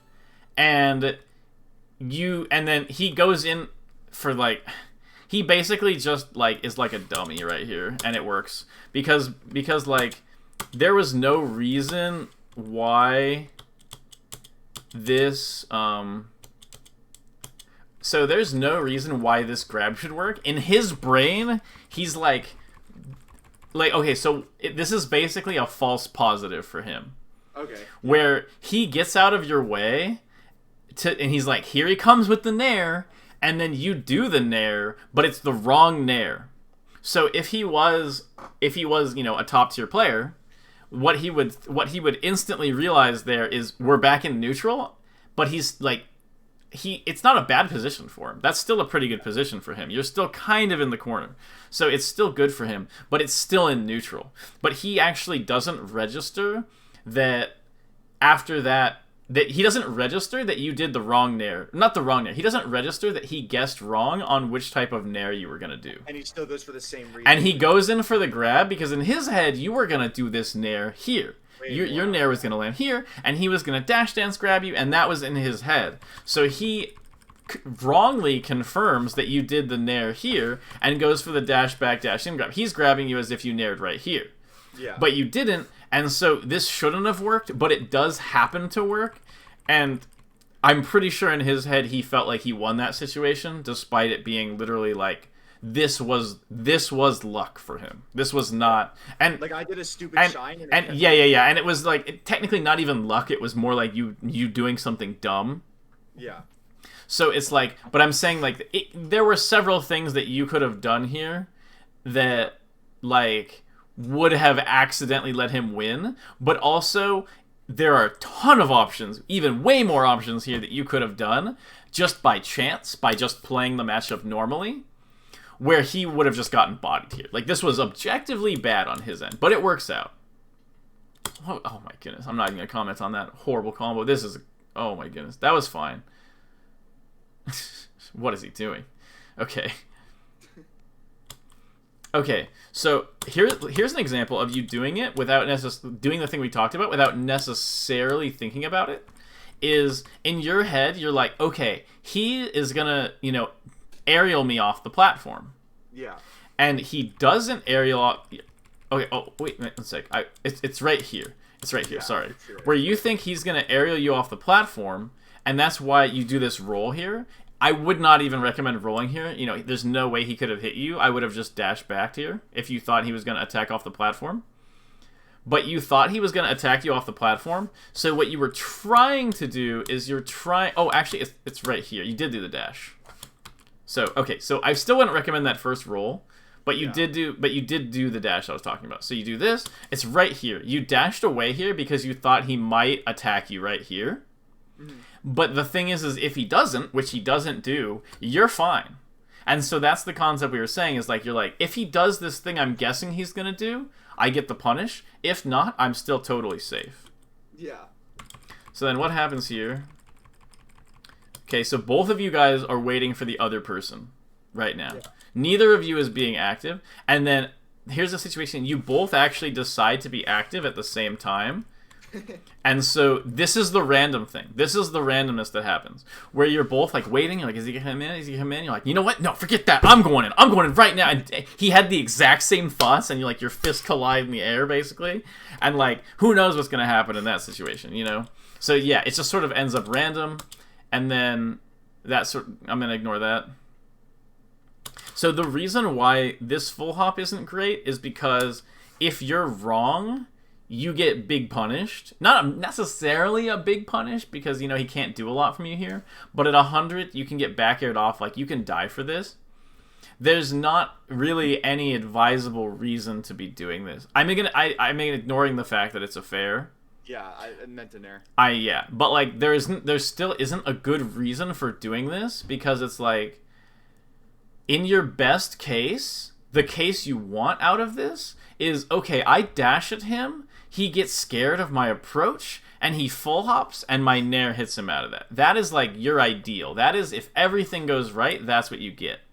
Yeah. But that is hard reading his one action, which is to full hop, to get one nair.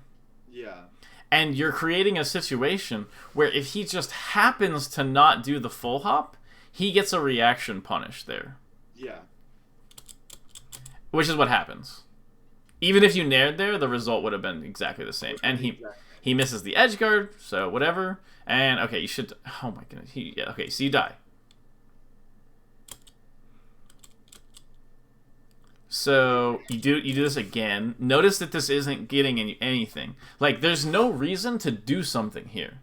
Like he was in the corner. Like here's the thing is like let's say you're dash dancing right here and he full hops to corner and you don't do anything about it. You're not in a bad position. You're still in neutral. Like nothing has gone wrong for you. Yeah. It's kind of like, you know, like it's better for nothing to happen than to blunder. And people a lot of times feel like I gotta make something happen. If I just don't do anything, then like nothing is happening, and it'll just like it sort of originates from this place of like he might like if I don't hit him, he's gonna hit me, you know? Yeah. And it's like that is not a real thing, because if he does try to hit you and you're playing the game correctly, you have a possibility of getting a correct guess and punishing him.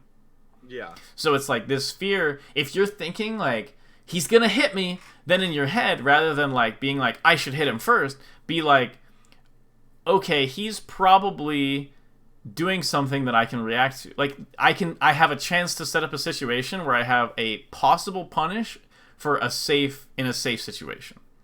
So it's like, those things we were talking about, like the full hops and stuff like that, like, you want to do those. You don't really want to do this attack because it's not one of the attacks that we discussed. Like, basically, if you wouldn't be worried about him full hop up airing on the platform above you while you're dash dancing, like, that doesn't sound very intimidating, and it doesn't force a reaction, you don't want to do it. Like, yeah. Is that kind of why full hop? Like, I feel like I hear a lot of people. Like, I think Cody says is like people don't actually understand why full hop is good. Mm-hmm. Like, is it because that it requires a much, like in the Fox Ditto, it requires like a very hard read in order to like actually punish? Yes. Okay, yeah, that makes a lot of sense because it's like we're talking here, we're explaining why that was a bad up air because it was covering like one option only, right? Mm-hmm. And it's like full hop is kind of almost like if they don't specifically punish this option, it like either favors me or does nothing. Exactly. Okay, yeah, that makes sense. I think for that up air, honestly, I think you're giving me a little too much credit. I was basically like, he's on the platform, I'm gonna hit him, I'm invincible. Like well, yeah, it doesn't really matter. The idea is the same, that you're like jumping up to try to hit him on the platform. Yeah, no, the idea is the same. I get what you mean. So yeah, he gets. Oh, great. Okay. Oh. No. Come on. How many errors are you gonna give me? There's like 6 different errors. Yeah, it's for one little crash. Okay. All right, we're back. Let's play out Oh for a wait, while, I guess. this isn't. There we go. I'll just do that. Wait, people on the stream, you were able to see this before, right? Like, it was up on the game before it crashed, right? Like, I haven't just been, like, streaming a blank screen for 20 minutes. Okay. That would have been very awkward. Yeah. Okay. So, yeah, so you go for that up air, and then notice that when he does this nair, I think that's the spot we were talking about with the roll. Mm-hmm. But I'm saying, look, so he goes up for this nair. He does basically the same thing you did. Mm-hmm. But, like, this isn't good. Like, if let's say you happen to just drop earlier, you could have easily just hit him. Yeah. So it's like, it wasn't good there. So notice how nothing is, like, bad is happening. Like, most of the time, nothing bad is happening. So yeah, it's like you don't want to treat it like bad things could be happening all the time, because in reality, if he hits you, if he does anything besides short hop nair in, short hop drill in, running shine, he's not going to get anything. Like, he can, like, those are the only things he can really do to you. So it's like putting yourself in a situation where you can get hit like that just doesn't really make sense. So, okay. So here's, I don't know why he does this. You go for wave dash. This, I'm going to ignore that. It doesn't really matter. The situation was, like, irrelevant. Like, who expects their opponent to short hop full distance, double laser in? You know, nobody. Like, that's part of the randomness, you know? Yeah. Okay. Yeah, dash attack is good at high percent. That was good. Okay, so here we go. You use this situation where he's invincible, so you're using the same situation where you're saying, like, if I guess right, or like the thing you were saying with the full hop where, like, it requires a hard read to punish. you're doing the same thing, but because he's invincible, you're not going for the punish. Yeah. So this is like the same concept, but if he was vulnerable, you would full hop drift back air here or whatever. Yeah. And you kind of did something like that anyway, but he was invincible, so it was a bad idea. Okay, so here's the thing. Never do this. Literally, do not do this up air ever, ever, ever. Just don't do it. Okay. Just don't do it. Like, when you're really good at the game, like you're sick schnasty at this game, 1 out of 1,000 times it'll hit. Okay. I just literally, I actually remember, like, this, I literally had this, I was like, I'm invincible, I can just throw this out. Like, that was actually my thought process. And the thing is that it's like, you're not wrong, you are invincible, and you can just throw it out, you know? But it doesn't mean it's a good idea. Yeah, no, I just, like, because I've, like, I think that's another one of my things where, like, when I'm invincible, I like that up air, and, like, I feel like it's just something that I do, and I should stop doing that, but... It's because it's, like, the only difference when you're invincible is that... So, okay, so obviously, when you're invincible... This guarantees the activity. This guarantees that you are the active one. Yeah. Because he can't hit you, you know? So you are the one who is creating the situation, and he is guaranteed to respond to it. But he can't respond to it with any of the options that actually hurt you. Yeah. But other than that, it's entirely the same matchup.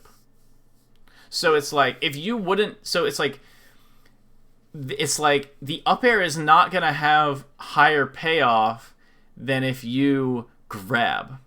Like, okay. If you're going to go for a crazy thing like this, you might as well just grab. Okay, yeah. Or you might as well just drill. Or you might as well just nair. Or you might as well just running shrine. Because we already know that those are the moves, like, the drill, the nair, and the running shrine are the moves that hit the most in neutral and get the biggest reward the most times in neutral anyway.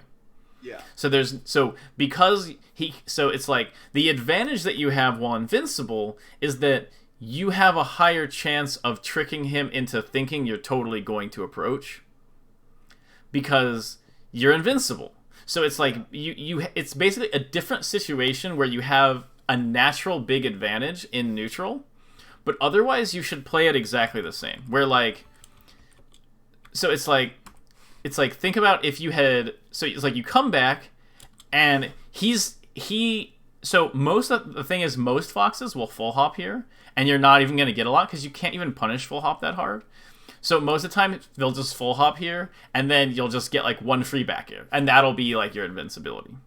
Yeah. Or or if he's dumb enough to full hop land on the ground, you'll get a dash dance grab. But the thing is like here, it's like basically if you had nared here, you would have just hit his shield, or you would have hit him, and it would have worked out. So it's like, but the other thing is like you can just bait out this shield by dash dancing and like grabbing or whatever. Like, yeah. It's basically you just want to don't drop your game plan for the matchup just because you're invincible. Okay, yeah. Oh, so here we go. Here's a situation. This comes up a lot of like, okay, wait, so you're invincible. Okay, so you're right here. So he does this full hop thinking that you're going to run it. This is the same situation I just told you about, where like if he thinks you're going to do some sort of short hop aerial into the corner. So he goes for this full hop, and look at that. You do this aerial into the corner. So he goes for a pretty interesting drill here, honestly, where he thinks you're going to run up and basically do a short nair here. Mm-hmm. So this is his idea is, okay, full hop. Therefore, if you don't hard read him, he gets away. And if he is correct and he guesses your spacing on the nair correctly, he gets a drill. So this is like textbook, like normal fox play. Yeah. So he is wrong here on the spacing, and so technically you get a punish because he was wrong in like a way where like he didn't perfectly protect himself. Where like let's say if he had full hop wave landed, he wouldn't have been at any risk. Yeah. But he went for a little bit of a riskier one because he seemed like he was pretty sure of where you were gonna nair. He was wrong, so you make it away, but you don't react to it in time, and that's fine. That happens, but I feel like I definitely need to like be better at reacting to stuff. Like in general, it's so I feel like I feel like I can, but it's Here's the definitely thing. something I'm working on, like, It'll come with control of Fox. yeah. Okay. Reactions will come as you can control the character better. So this is actually a fine up smash. This is one of the rare situations where the up smash is really good, because if he literally does anything here except for shield, he gets hit. Like, if he stands in place, if he dashes, if he jumps, it doesn't matter what he does, he's gonna get hit by it. So you found this is a rare situation where the up smash is really good. So it's not something you necessarily need to think about all the time, but it's more like, oh yes, this nuanced case where up smash is great. Yeah. And then and then you're just like, it worked the first time. Like, what's a game plan? Like, up smash worked? All right. My game plan is now to up smash again. It's like, no. You gotta. Like a machine learning thing is just like. Yeah, literally, and it's like you gotta keep playing the game. So. He thinks I'm in a full op. He is confident enough that you're gonna do this, so he goes for the hard read here. The other thing is, if you're gonna hard read someone going to the platform, you do want to do either up air or down air, and basically never nair or back air. Yeah. Okay. So but the thing is this isn't that good by him, and you punish him for it anyway. You know, so it's like, it still wasn't that good of an idea. It was basically the same thing that happened to you, where he's like, I've got to make something happen. I'm going to hard read his full hop. And it's like, why? Oh, actually, he didn't. He tried to up smash you back. He messed up. This was a tech error. This was 100% a tech error. He tried to up smash you. So that's irrelevant, I guess. I was wrong about that. So this is kind of a small thing, and this is sort of unrelated to the other stuff we're talking about, but in a case like this, you need to be a lot more active in your edge guard. Okay. Like, the correct answer here is actually short hop off backwards, double jump bear, or short hop back off shine. So it's like, if you jumped off and if you did short hop back, double jump bear here, you would just hit him out of this. Yeah. And like, even like right here, you can like short hop off shine this. Like, he just gave you a lot of opportunities. I'm not telling you that this is like, you need to be hitting these, you know. But I'm telling you that, like, generally keep in mind that, like, it's okay to be sort of active against Fox's recovery. So what's the reaction there? That he double jumped when he was off stage, or like how should I? What am I looking for when he goes off stage to like make that edge guard? So it's his positioning off stage. So he's already below the stage. You already know. Look, he doesn't jump until here. So it's like, it's basically a case where so what I would be thinking right here is, what I would probably do is I would probably I would either grab ledge, or I would do a quick short hop back air, like right here. And so what that would do is, this prevents him from double jumping to ledge from here, or double jump fire stall. So I think that what I would probably honestly do here is short hop back air, like right here. But yeah, I'm reacting to his position on off stage. Right, but the thing is, so he doesn't do that. And when you realize that he double jumps, so this is the second part of the reaction. When you realize that the way he double jumps doesn't allow him to grab edge. So you've now realized he is way too far away to grab edge here. Yeah. And so his only options from this point are be literally right here, in which case he'll have to go down here, and in which case you can also just shine him out of it, or he's going to do the full side B, or he's going to cancel side B, or he's going to wait, drop a little bit, and then shorten the side B. Those are literally the only options he has here. And they all get beaten by back air. He does not have anything else, and they would all get beaten by you just waveland off double jump bear, or short hop off double jump bear, or short hop out shine. You can choose any of those. But, like, waiting here on the stage, the only one of those, out of those four options, between full side B, cancel side B, up B, and wait shorten side B to ledge, is full side B. And even then, you have to do, like, the perfect timing. Yeah. So it's like, it's just bad. So it's like Yeah. basically you want, by being a little bit more active with it, you create the situation where, what if he does some crazy double jump, super air dodge? Like he double jumps up here, he air dodges here, and he somehow lands on stage. And I short hopped out to shine him, and now he's on stage. And it's like the number of times that is going to happen compared to him doing a basic recovery is so low that it's like, it's not relevant, Yeah. Someone in chat said he can go low and up B. Yeah, but if he does that, that just guarantees either the Armada Shine or the Bear from Ledge. So it's not really relevant. I love Bear from Ledge. It's so simple. And Oh, yeah, I love it too. Okay, that was good. Same thing again. Same exact thing. Literally the exact same situation where he's right here, he double jumps, you're right here. It's like, if you grab, the thing is here, so it's like he makes it seem like I could side B above ledge, but the thing is like, this is literally the exact same situation. That's hilarious. That's exactly the same, and you do the exact same thing, and it doesn't work. So it's like, but the thing is, edge guarding in Fox Dodos is really hard, and it's even harder when it's net play and you don't have the sound cue for side B. Yeah. So the thing is like, let's say you watch a VOD of me or something, I might literally do the same thing. It's not easy to do it, but I'm telling you that like, to become more effective, you want to minimize the number of times where you're doing that dumb up tilt. Yeah. Like you're not ever going to do it like never, but like it's going to happen. You're gonna see him coming and be like, I'll just wait on stage, it's fine, and then it's not gonna work out. That will happen. I would say that even as a pro, it happens maybe a third of the time or something. But what you want to do is just keep in mind that is to try to prevent it as much as possible. Okay. So it's more of like a minor thing than this other stuff I'm talking about, where it's like just generally work on it. Notice that he does the similar thing here, where he thinks you're gonna side B to stage, and because you don't, you get to ledge for free. So it's just he would have been so much better off just going to ledge here, and then back airing. Look, he does it. He does the thing I just mentioned. Yeah.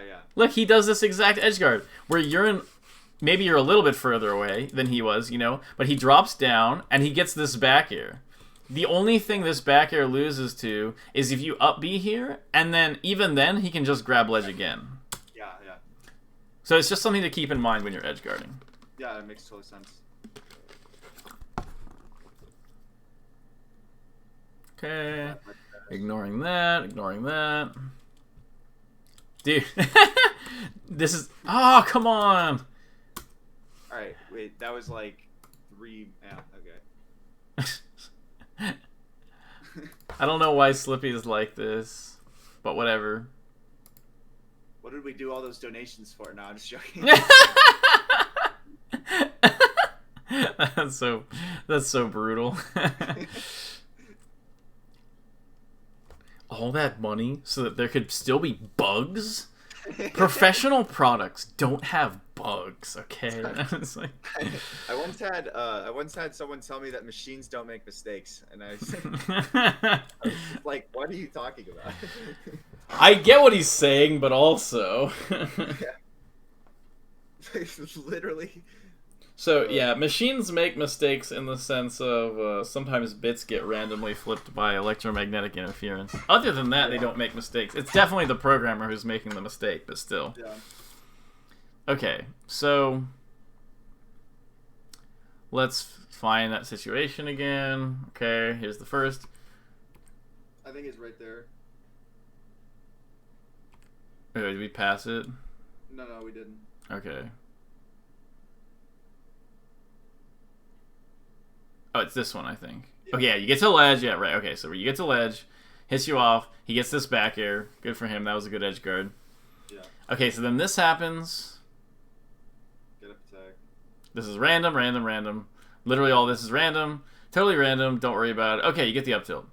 Then, right here, you're literally like, man, if he happens to do full distance side B all of a sudden, I'll be in such a great spot. And it's like, he can see you. He's not blind. Like, he sees you over here with your back to him, like, come on, give me the side B. You know, like he's not he's not dumb. Like he sees you literally over there like sweating, like come on, side B right here. He's not gonna go for it. So it's like, and there's no reason for you to do this. The funny thing is that he literally sees this and still goes for the side B. But if you had been a bit more active, you could have still created a better mix-up for yourself. So it's just something to keep in mind. I think this is like a very common issue in Fox Dittos, and it's because like the thing is it's like if you go out there and you try to hit him and he side B's past you, you're like, man, I missed the edge guard. Why did I even go out there? I should have just waited, you know? Yeah. But like if you just wait for the side B, all of his other options do that same thing. And it's like, for some reason, psychologically, it doesn't have the same effect on people. Yeah. Like, going out for the back air, and then he side B's to stage, and then that's it, and you're at ledge. That, for some reason, feels so much worse than when you just safely sit on stage and he goes to ledge. But he can ledge dash. He's not at a disadvantage for going to ledge. So in reality, it's like nothing changed. Like, it didn't work out better because you were safer on the stage. Like, the game doesn't work like that, even though it feels like it could. Like, it feels like waiting for him in your good position is better, but it's not. Yeah.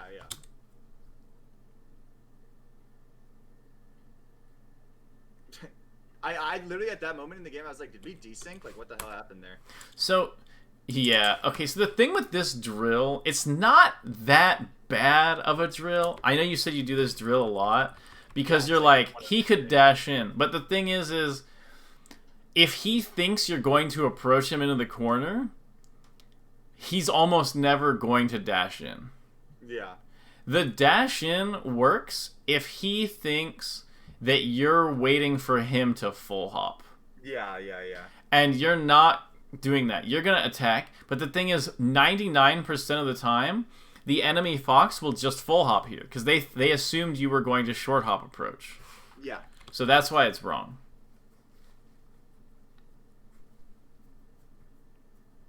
Okay, he messes up.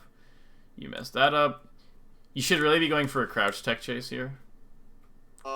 Just walk up and crouch.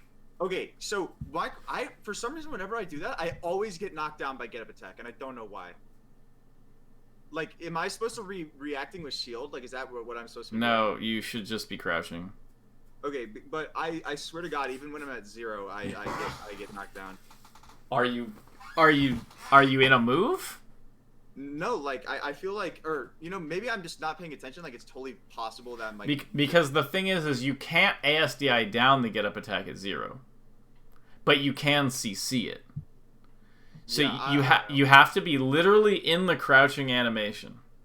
Yeah, I think, okay, yeah, if this ever happens again, I will try to pay extra attention to what I did. Like, I don't know what is happening, but what is not happening is you are not standing next to him and crouching. That is, no, it's not happening, because if it was, you would be fine. Yeah. Like, that's just how it is. Like, there must be something you're doing wrong. Yeah, I think what's probably likely is that I have, like, a sort of fundamental, like misconception about how to do it, so, like, yeah. Like, just stand next to him and crouch. That's it. Yeah. Something that people do wrong a lot is they'll run at Fox, and then, or what they'll do is they'll try to, basically the most common reason for getting hit out of it is people do dash, and then they press down too early. So if you press down during your dash before the run starts, like if you press, it's like dash into run, right? And if you press down during dash before your run starts, it makes your dash animation longer. It doesn't just buffer the crouch. That might be what's happening. So what you're probably doing, and this is the most common reason people get hit, is they dash, and then they'll like dash here, and then they quote crouch, they hold down here, and then Fox sort of slows down in the dash, but he's still in the dash animation, and then they get up attack. You have to make sure you're in the run, and then you crouch, or you can wave dash up crouch, or in a situation like this, you should walk up crouch. Yeah, okay.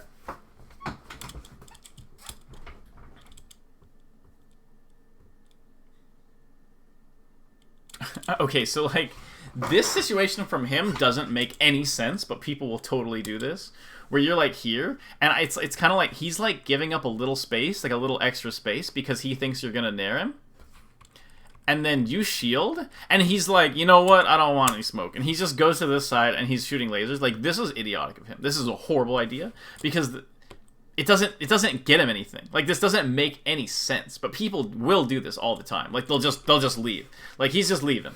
And it's like, okay. And he got 2 laser damage, and he left, and, like, he gave you center. And, like, all right, that's fine. Because it's like, the thing is like, basically being able to give up space is a currency.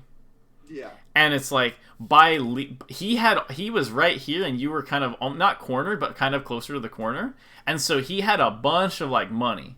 He had a bunch of dashback money that he had when he was over here, and he literally just like, you know, like made it rain and just threw out all his money to everybody. And he's just like, oh, here's the money, and he spent all of it, and he put himself in the corner for 2 lasers. So he basically got scammed. Yeah. So he spent all that space for 2 lasers, and it's like, you're like, all right, now you have a bunch of space, but you do this dumb double jump, so he hits you anyway. But in reality, he had just spent all his money for no reason. So, okay, obviously, this is a really bad up smash, even though it works, because it's like... He is shielding. But the thing is it's like, it's not that you could have reacted to his shielding, but it's like, basically...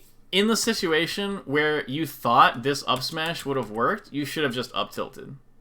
Okay, yeah. Like, in a situation where you're like, I think he's gonna run in, so I think the up smash will work, you should just up tilt. And the thing is, there are a couple situations, you'll see pro foxes go for that up smash here or there.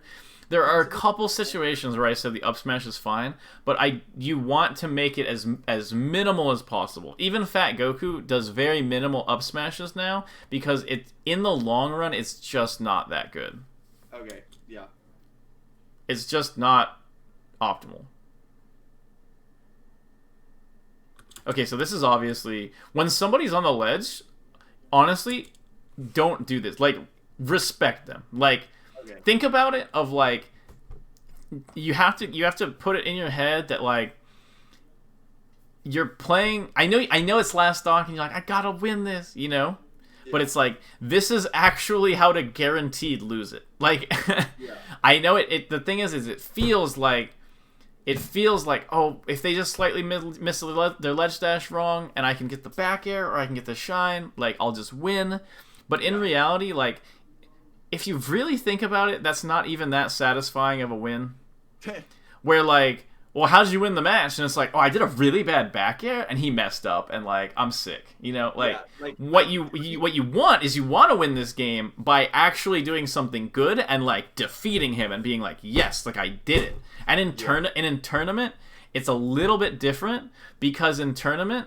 You're like, dude, this guy, his last 3 ledge dashes weren't invincible. I'm not going to let him get away with this. You know, I'm going to hit him for this.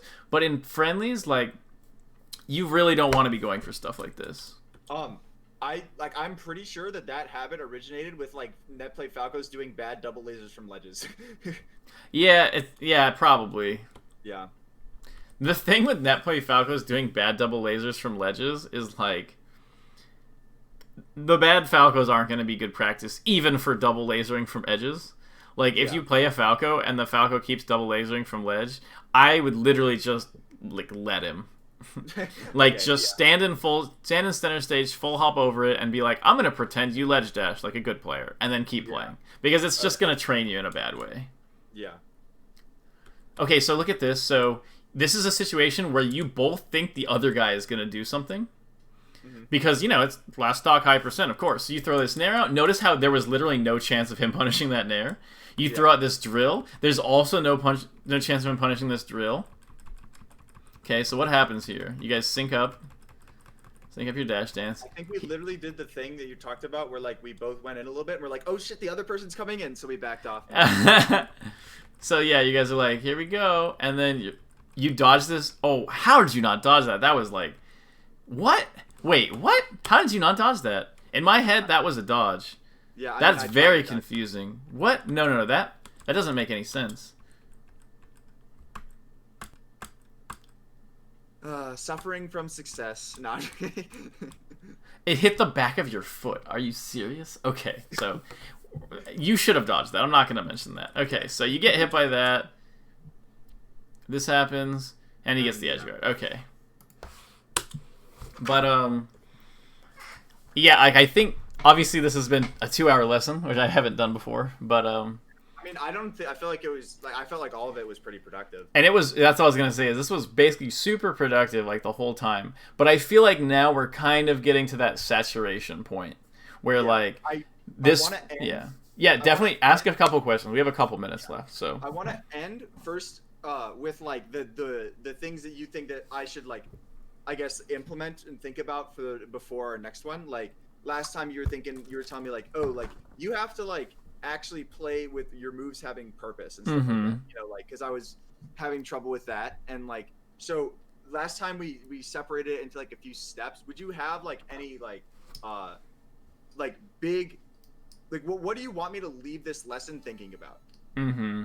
Well, I think the things we went over earlier, where, like, okay, so we're specifically talking about Fox Dittos here. Yeah. And obviously, like, stuff like, you know, being able to move Fox around better and stuff like that, I still want you to keep working on that. Yeah. Yeah. One sec, I need to ban an idiot. Oh, yeah, there we go. Get destroyed. But, okay.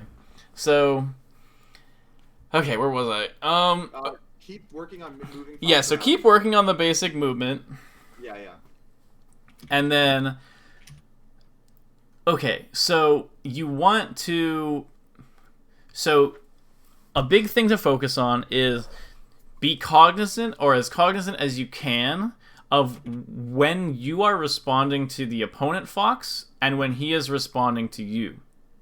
And if either of those things are too significantly skewed, where, like, you just keep trying to react to his aerials and he keeps aerialing and you keep missing the dash dance grab and you just keep dying over and over and over, like, then you're like, okay, that's wrong. And if you just notice that you keep naring him or whatever and then he keeps getting out of your way and eventually he guesses right and you hit him, then there's that, you know? So I think be super... If those are skewed, then... Just do the other one. Try to just... It's like, it doesn't need to be perfectly 50-50. There is a range of, like, stylistic freedom, but you need it to be such that, like, there is, like, basically, if it's not somewhat balanced, you are not getting good practice for the matchup. It needs to be somewhat roughly balanced for the matchup to even make sense. Because otherwise, the other guy is just going to throw out random moves, and you're gonna keep getting hit with it, or you just keep dash dancing, and the other guy's dash dancing, and you feel like nothing can happen. But the thing is when you're dash dancing, and the other guy is dash dancing, and nothing is happening, what I don't want you to do is I don't want you to random full hop in and just hope for the best. Okay. You need to basically remove that entirely from your play. Yeah. So, like, instead of doing that random full hop in, I should be like, even if I make a guess that is wrong, I should still have that guess. Like, what do you mean? So, like, the random full hop in just to, like, throw out a move, like, is bad. But, like, if I'm going to approach them, at least make it, like, a read on their response. Yes, exactly, yes. Okay. So, like, throwing out moves randomly is bad. Specifically the full hop.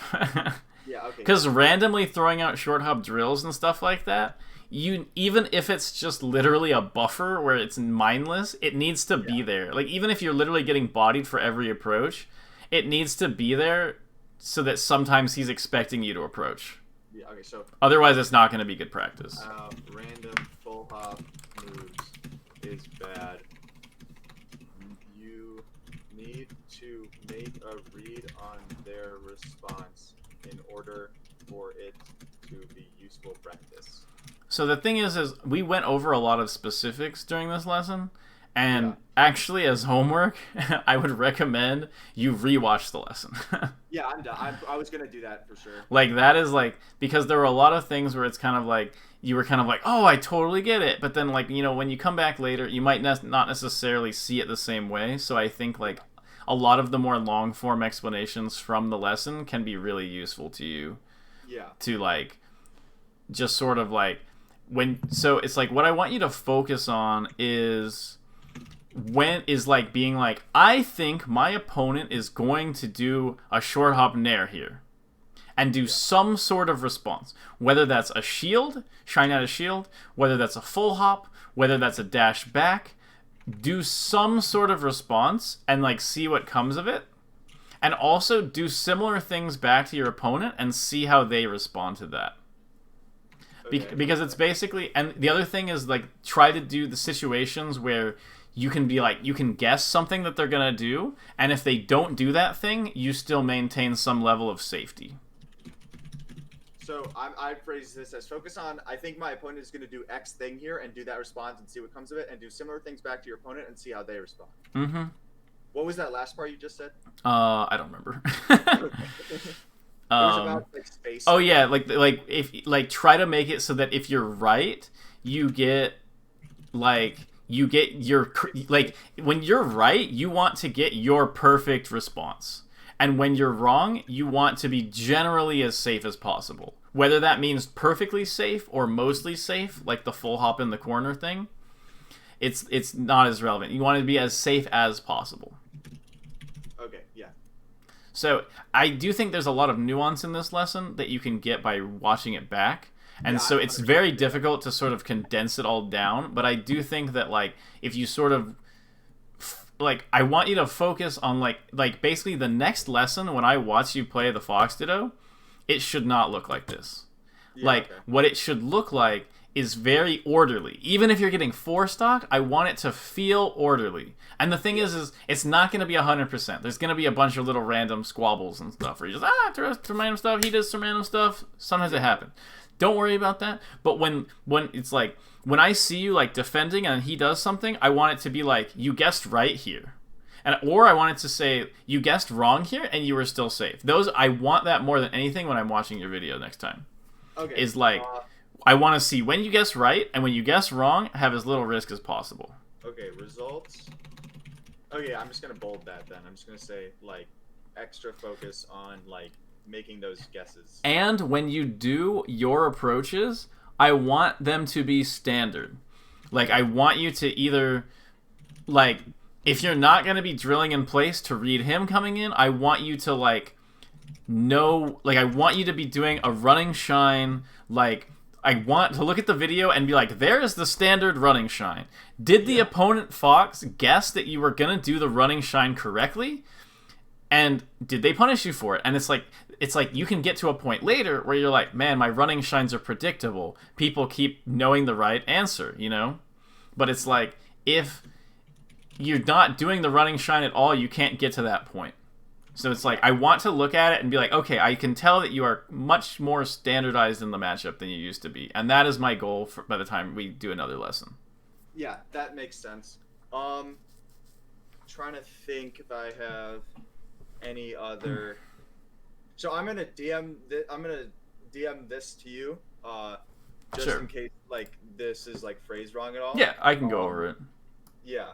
I think I'm gonna DM you in Discord if I have any more questions. Mm-hmm. But I'm gonna try to focus on making like those scenarios, like as you said, where it's like I have to be making a guess based on the information they present at all times, like in the game.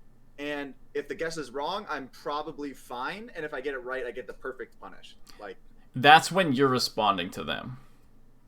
Yeah. Yeah, sorry. Because when you're approaching them, you are inherently taking on the risk if they guess right against you.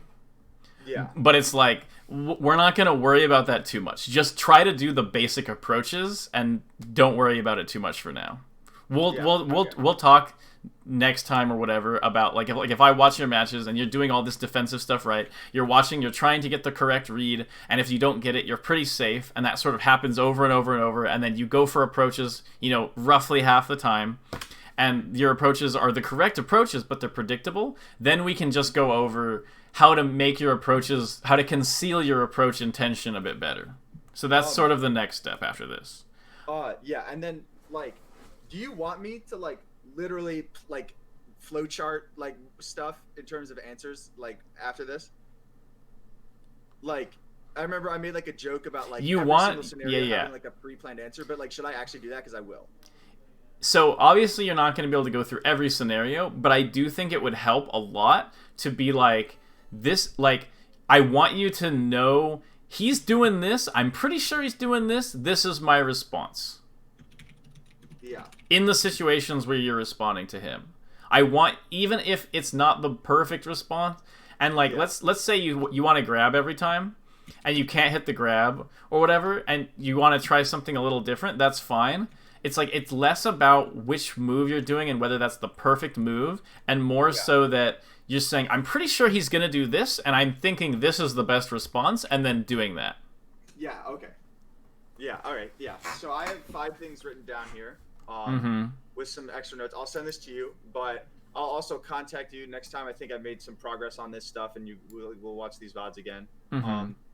I honestly, this has been really fun because I feel like I'm improving pretty quickly compared to like last time. Like, I think that, and obviously like in your eyes, it's like, oh, well, he still is not thinking about certain things and that are very important. But like from my perspective, I went from like getting 3-stocked every game by like people to like kind of making it somewhat close and like at least allowing them to be bad in certain scenarios. You know what I mean? So I don't know. This has been fun. Yeah, no, that's really good. It's very okay to be super happy about your improvement. Like, don't worry about like, oh, objectively, you know, I'm still not leffing. It's like, it doesn't matter. Like, it's a journey. It's like fitness too. It's like, you know, like you just got to be happy when you're getting stronger. It doesn't matter if there's some 400-pound ox who can like lift 1,000 pounds. You know, it's like it's just about that's leffing, by the way. it's just the improvement, you know, that matters. Yeah. So I guess like the movement, like getting the movement super down is like allowing you to like, okay, now if I literally make the right decision, I can just become Leffen. Like if I just focus on making the right decisions, now that I can control my character, you know what I mean? Like yeah, because like the more you understand how the game works, the more you can copy options from the good players, because like I say this to people all the time, is like basically like the value you get out of VODs goes up as you get better at the game, because you understand more how to like take things from people, and also you can control your character better to copy things. Like I was saying with like the thing where you can steal from, don't forget to write that down too, where like you try the thing against your opponent. I don't know if you already wrote that down, where like you try things back against your opponent. Whereas like basically when you're at top level, you can, you know, see Leffen do something and you try it out in a match, and then you go, that's why he did this. You know, you might not even get it when you're watching it, but you can just try it in a match and be like, that makes sense. Whereas like when you're a noob and you watch it, you're like, okay, Leffen uses up tilt a lot, you know, and it's like, it's not as nuanced. So like, just keep at it and keep improving your model of the game overall. Like that's what we're gonna keep like hammering on, and you'll get there if you keep up like this. So. Dude, that APM is crazy. That is crazy typing skills. Top 100. What was that? Catch me on the Melee on Me 2023 top 100. Number 99, Tomz. You can get there a lot faster than 3 years. Yeah, but I was trying. I just threw out a random number that time. I'm just saying. Yeah. No, the goal is to get there as fast as possible. I'm trying to speedrun this, but. Well, I'm doing my best to help out with that. The one issue though is that if I ever become very good, I will never be able to beat you because you'll understand me so well. That's the problem. If people who become my friends are just doomed forever, so that's always what I tell people. It's just like, if you want to beat me, like you got to stay enemies. I got to be like, I don't like that guy. If I like you and we hang out a bunch, it's over. It's been over for every practice partner, every friend I've ever had. It's just over. Even poor Cody. That guy practices so much, and last year and early this year. It's just when I know what you're thinking, it's just over. But you can still get me if you have perfect execution and stuff like that. Like that can still happen. But the fact that I understand your play is definitely gonna make it tough. Yeah. Your best option is like get really good and then just ignore me for a year and then show up with a bunch of stuff, and then I'll be like, dude, you've changed so much, and you're like, yeah. Okay, so yeah, I think that's gonna be it. I'm gonna DM you my notes that I'm walking away from this. If you have any edits, you could you make them. But yeah, thanks for your time again. I always enjoy these.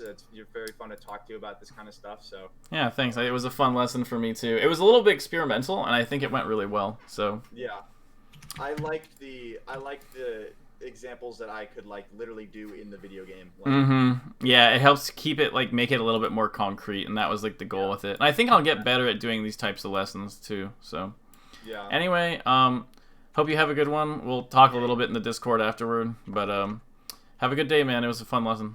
See you later. I'm gonna go program. Dick.